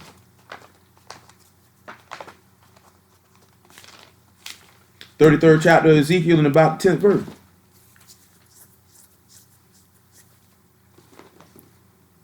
Therefore, O thou son of man, speak unto the house of Yasharal, thus ye speak, saying, if our transgressions and our sins be upon us, and we pine away in them, how shall we then live? Say unto them, as I live, saith Yahuwah Alahym, I have no pleasure in the death of the wicked, but that the wicked turn from his way and live. Turn ye from your evil ways, for why will ye die, O house of Yasharal? Why will you die? Why you just won't turn from your wicked ways? The man say he ain't got no pleasure in that pathway you walking that's taking you to the lowest, not the highest. He ain't got no pleasure in that. Why you won't turn from your wicked ways? Because messing with that snake ain't going to do nothing but separate you to death. Being a sinner is someone who is separated by Satan for death. So what think's going to happen to you if you fool with him? You going to be separated unto death. Why he say one sinner destroyed much good. That's why he say evil communications corrupt good manners. He say, therefore, thou son of man, say unto the children of thy people, the righteousness of the righteous shall not deliver him in the day of his transgressions. As for the wickedness of the wicked, he shall not fall thereby in the day that he turn from his wickedness. Neither shall the righteous be able to live for his righteousness in the day that he sinned. When I shall say to the righteous that he shall surely live, if he trust in his own righteousness and commit iniquity, all his righteousness shall not be remembered, but for his iniquity that he have committed, he shall die for it. Let's look at 1 John 1 and 6, or 1 and 7. All he's telling you is if you have been walking upright and you trust that because you've been doing right, that you can commit this sin, he said when you commit that sin, you're going to hell. So what he basically telling you, you got to have a humble and contrite heart. You shouldn't even sit back and even allow something like that to happen to you. But if it did, you can look at 1 John chapter 2, verse, get you 1 John 2 and 1 when it comes to that. But if it did, you'll have an advocate. 1 John 1 and 6. If we say that we have fellowship with him and walk in darkness, we lie and do not the truth. If we walk in the light as he is in the light, we have fellowship one with another, and the blood of Yahushua HaMashiach, his son, cleanses us from all sin.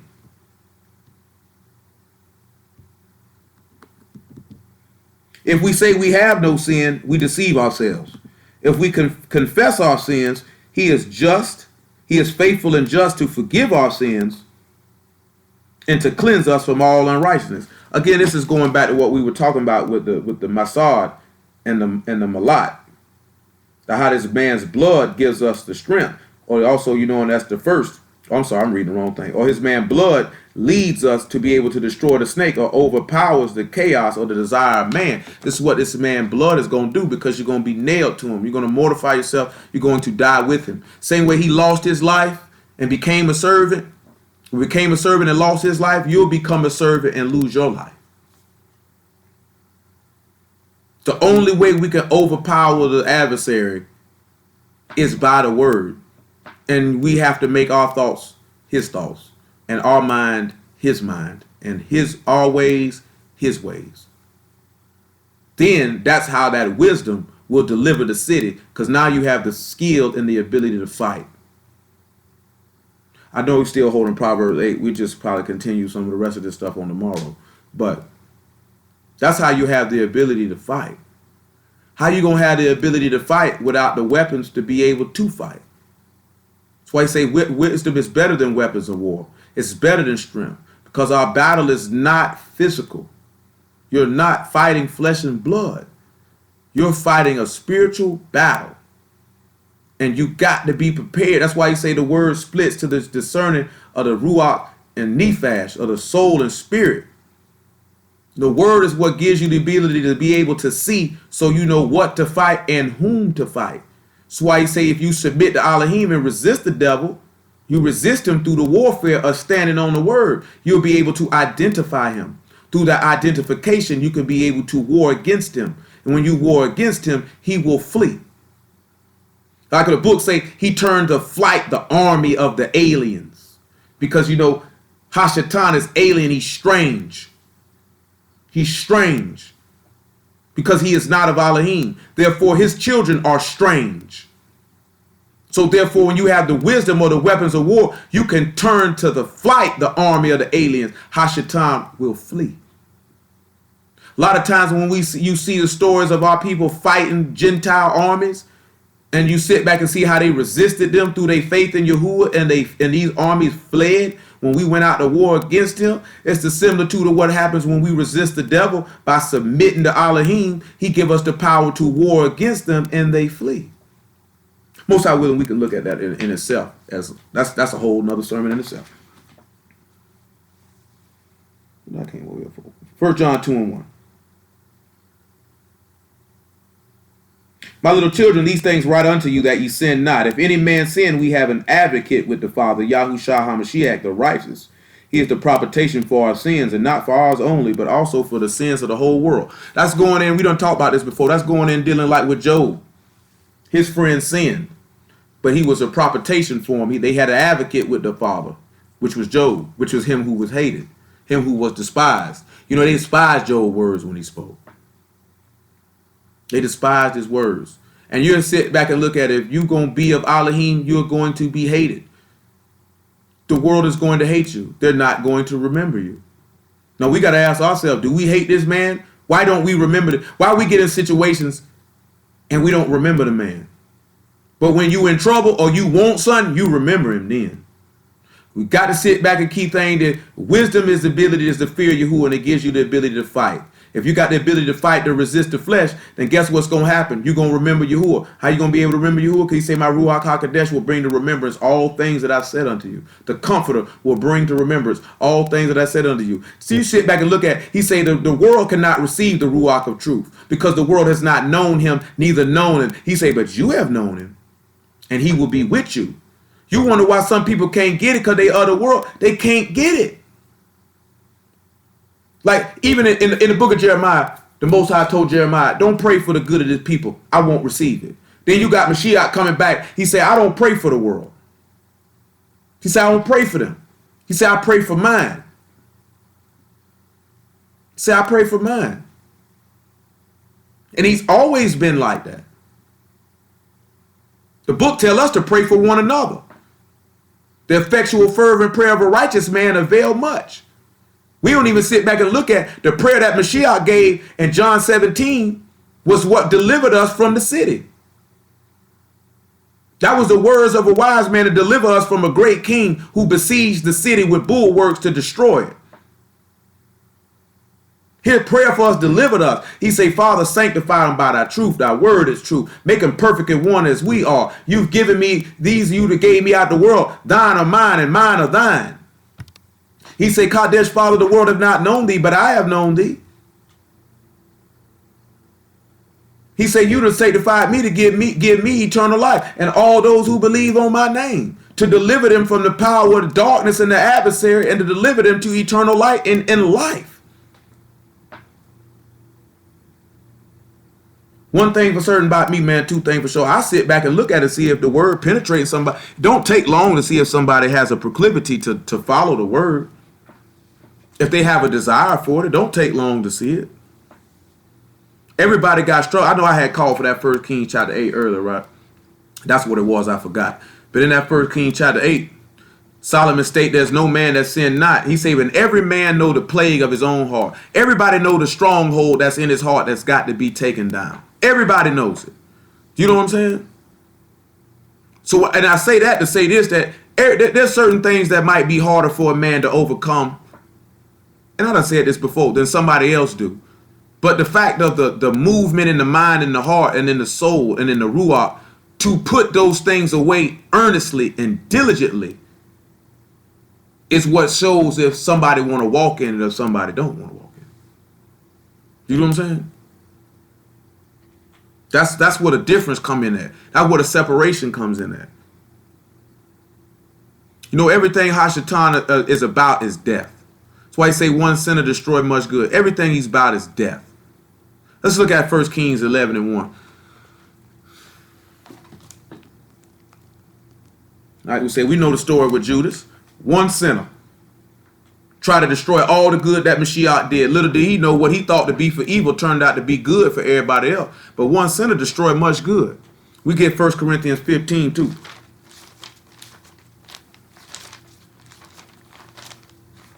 There's too many instances in this book of one sinner destroying much good.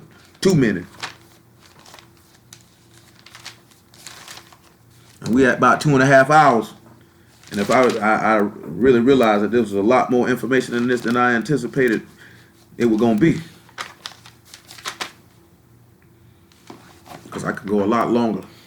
I can still keep going, but I ain't going to keep going. 1 Kings 11 and 1. But King Solomon loved many strange women together with the daughter of Pharaoh, the women of the Moabites and the Ammonites and the Edomites and the Zidonians and the Hittites, of the nations concerning which Yahuwah has said unto the children of Yasharal, you shall not go into them, neither shall they come in unto you, for surely they will turn away your heart after their gods. And Solomon clave to these women in love. And he had 700 wives, princesses, and 300 concubines, and his wives turned away his heart. For it came to pass when Solomon was old that his wives turned away his heart after other gods, and his heart was not perfect or complete with Yahuwah's Alahym, as was the heart of David his father. For Solomon went after Ashtaroth, the goddess of the Zidonians, and after Milcom, the abomination of the Ammonites. And Solomon did evil in the sight of Yahuwah, and went not fully after Yahuwah, as did David his father. Then did Solomon build a high place for Chemosh, the abomination of Moab, in the hill that is before Jerusalem, and for Molech, the abomination of the children of Ammon, and likewise did he for all his strange wives, which burnt incense and sacrificed unto their gods. And Yahuwah was angry with Solomon, because his heart was turned from Yahuwah Alahym of Yasharal, which he had appeared unto him twice, and had commanded him concerning this thing, that he should not go after other gods, but he kept not that which Yahuwah had commanded him. And at the end of the day, what turned Solomon's heart away? A sinner. You gotta realize something. Solomon built a house for Alahym. David was the reason that all 12 tribes were united together. And because of one sinner, the kingdom got split, which led to a numerous other events going down. Of course, we all know in the grand scheme of things, this was Yahuwah's plan. But in the grand scheme of things, one sinner destroyed much good.